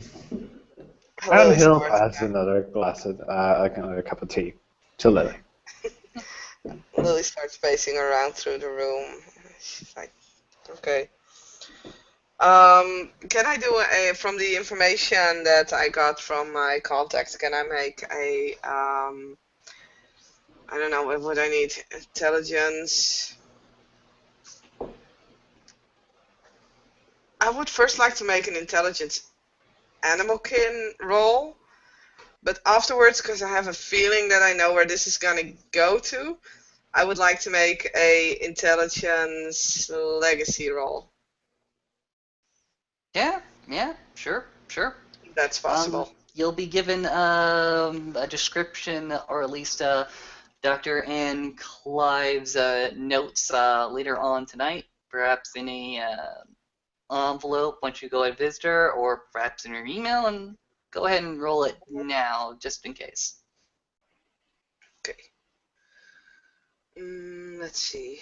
Intelligence Animalkin 7.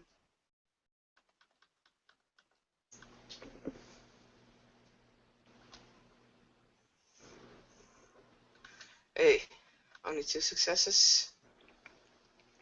Okay, with 2 successes, from the description of several of the bites, as well as several of the scratchings and slashing across the victims' bodies, you realize that the mouth of this individual did not salivate. It was a very, very clean incision. And once you go ahead and research it more, it seems as if these incisions, these bite marks, closely relate to more of a wild or feral wolf, particularly an Alaskan husky mane. You're looking at a canine with a long snout, but the size and dimension of it is at least 3 times bigger than that. The scratchings seem to correlate to an animal of such size as well. And again, there is the essence that these were very, very, again, the idea of no salvation, no salivation, no spit, no mucus. These were, again, fairly rip and tear jobs. Okay. I'm starting to get 2 ideas at this point. The first one, and that's why I wanted to roll Intelligence Legacy, is that it could have either been a chimerically enhanced animal, or it could be a in fact, since there was mention of claws, teeth, and a gore attack with a horn, that basically sounds like my own apocalyptic form. So I would like to roll an Intelligence Legacy roll to see if if this could be anything angelic / demonic. Unfortunately, there's not enough within the doctor's notes to go ahead and give you anything to go on. You can start to assume such things. These are definitely theories that you can go ahead and explore, but there's nothing in the documentation to go ahead and forward any of those hypotheses. No. It's basically because of the things that she told on the telephone. So basically, I'm not assuming this on any research info, but purely of the fact that I heard claws, I heard teeth, I heard gore attack with a horn. To Lily, she knows the lore of the beast like the back of her hand. And these are definitely theories that you can go ahead and postulate. However, you in fact know that chimerically created creatures can be pretty much just anything that you want to create. I know. So you could create such an animal to make these kinds of lacerations and bites. Is it a chimerically created creature? Who knows? Again, these are all theories. And the other theory, since you mentioned something canine, I'm thinking doggies. But I guess for that theory, I have to be in the zoo and do some investigation rolls there to see if I can track any kind of traces. Well, there's nothing to say that you can't have those kind of theories and those postulations. I know. And you'll quickly realize that even if you do go ahead and investigate, your ally is giving you as much information as you possibly can in the situation.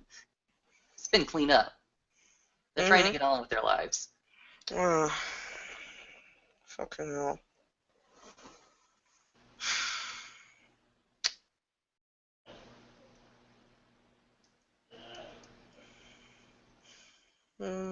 No, there's no way I can find out anything else. Besides maybe a police report or something like that, but I don't have any contacts there. Well, we'll discuss this later. So Lily keeps pacing around through the room, and these thoughts are just popping in her head, and she's not saying much, and she just takes a big sip of the tea, and just as with Josh, it's way too hot, so she's ooh, ow, ow, ow. You both need to appreciate and learn how to drink tea. Too busy. I prefer coffee. Tongue burn. That'll get fixed right up. Okay, well, there's not much I can do at this point, so anything else that's important to know, because at this point I don't think there can be anything worse. Josh just goes ahead and points to Daniel and say, they killed the dinosaurs. What dinosaurs? Ah.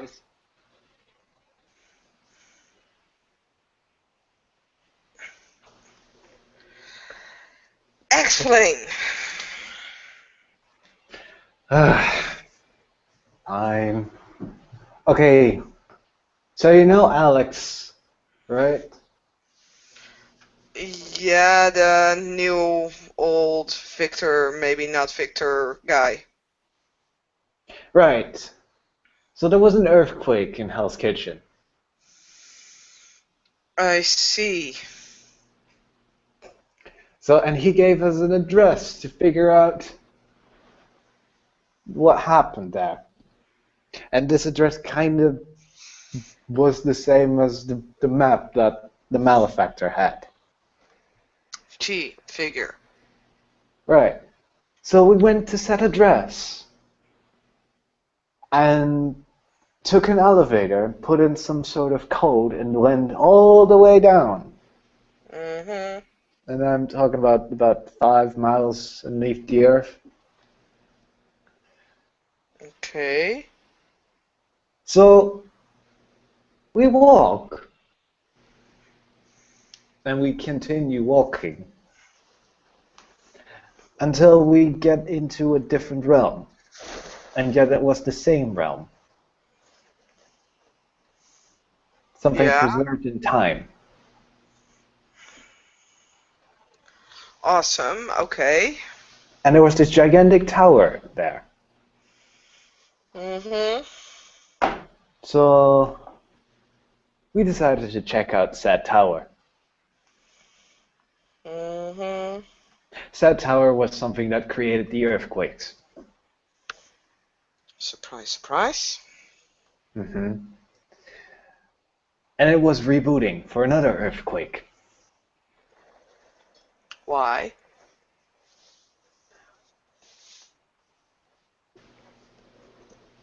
Earth's got a quake. No, it doesn't. I have no idea. From what Imagine how the world would be if it didn't quake. the record said, it had been activated. Mm-hmm. Or accessed, or whatever the hell. I have no idea. Mm-hmm. Mm-hmm. Yeah, I think I know why. It's not easy. It's not difficult to figure that out. Well, from what Quinn said, it was activated after the new guy popped up. Mm-hmm. But the new In guy any gave you case, the information, right? is it true? Interesting. In any case, we had to shut it down, and in order to shut it down, we had to release the pressure. Said pressure, well, we had to open the vents, and the vents released very poisonous gas. Okay, that does not sound very well. No.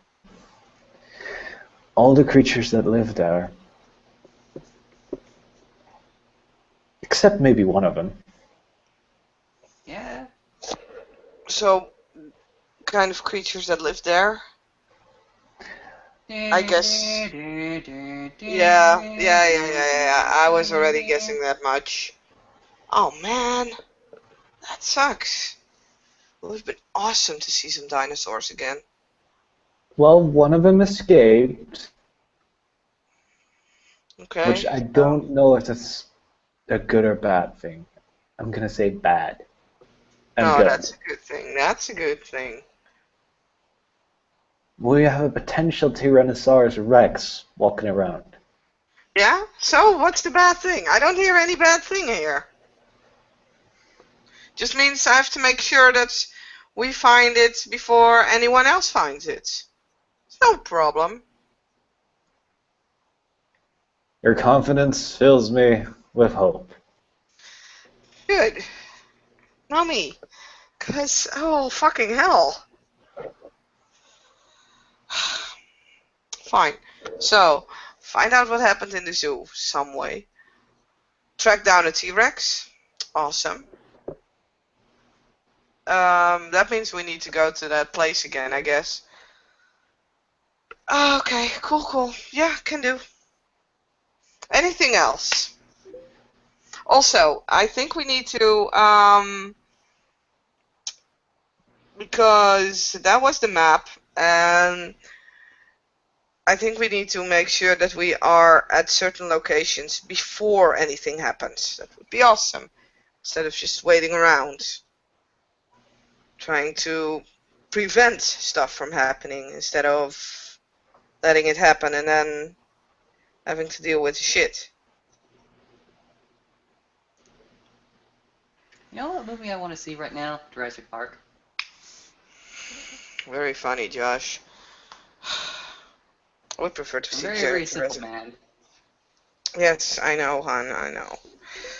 Okay, well, for now, I don't think there's much we can do. I'm gonna go over to the zoo and I'll probably sleep there. I'll probably sleep there for the next few nights. So, Daniel, if I give you the key to my dorm, could you take care of my cats, please?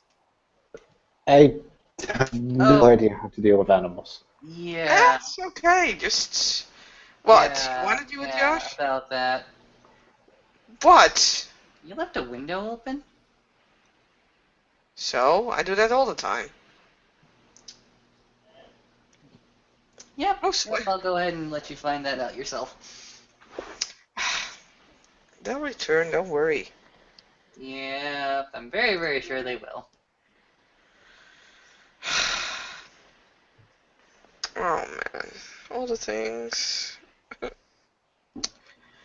Maybe a vacation wouldn't be a bad idea.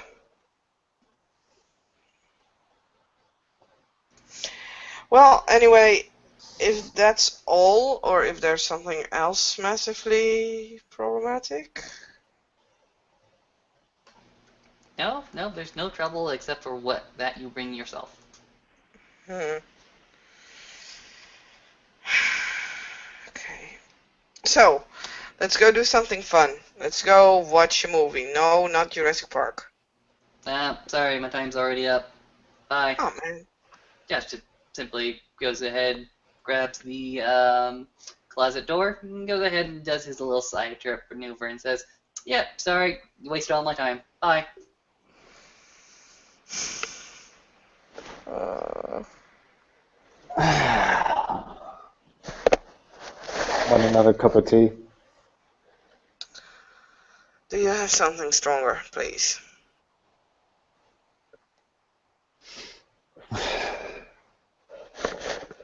Fine, just this once. Thanks. And Daniel goes to his fridge. Actually, not the fridge. He grabs a bottle of half full whiskey. Oh, that looks great. Thanks. Just pour it Here. into a glass, or I'll probably end up drinking all your whiskey. Fine. Here. Thanks. You're welcome. Just this once. It's okay. What do I need to do with him? Go out with him? Doesn't seem like you wanna.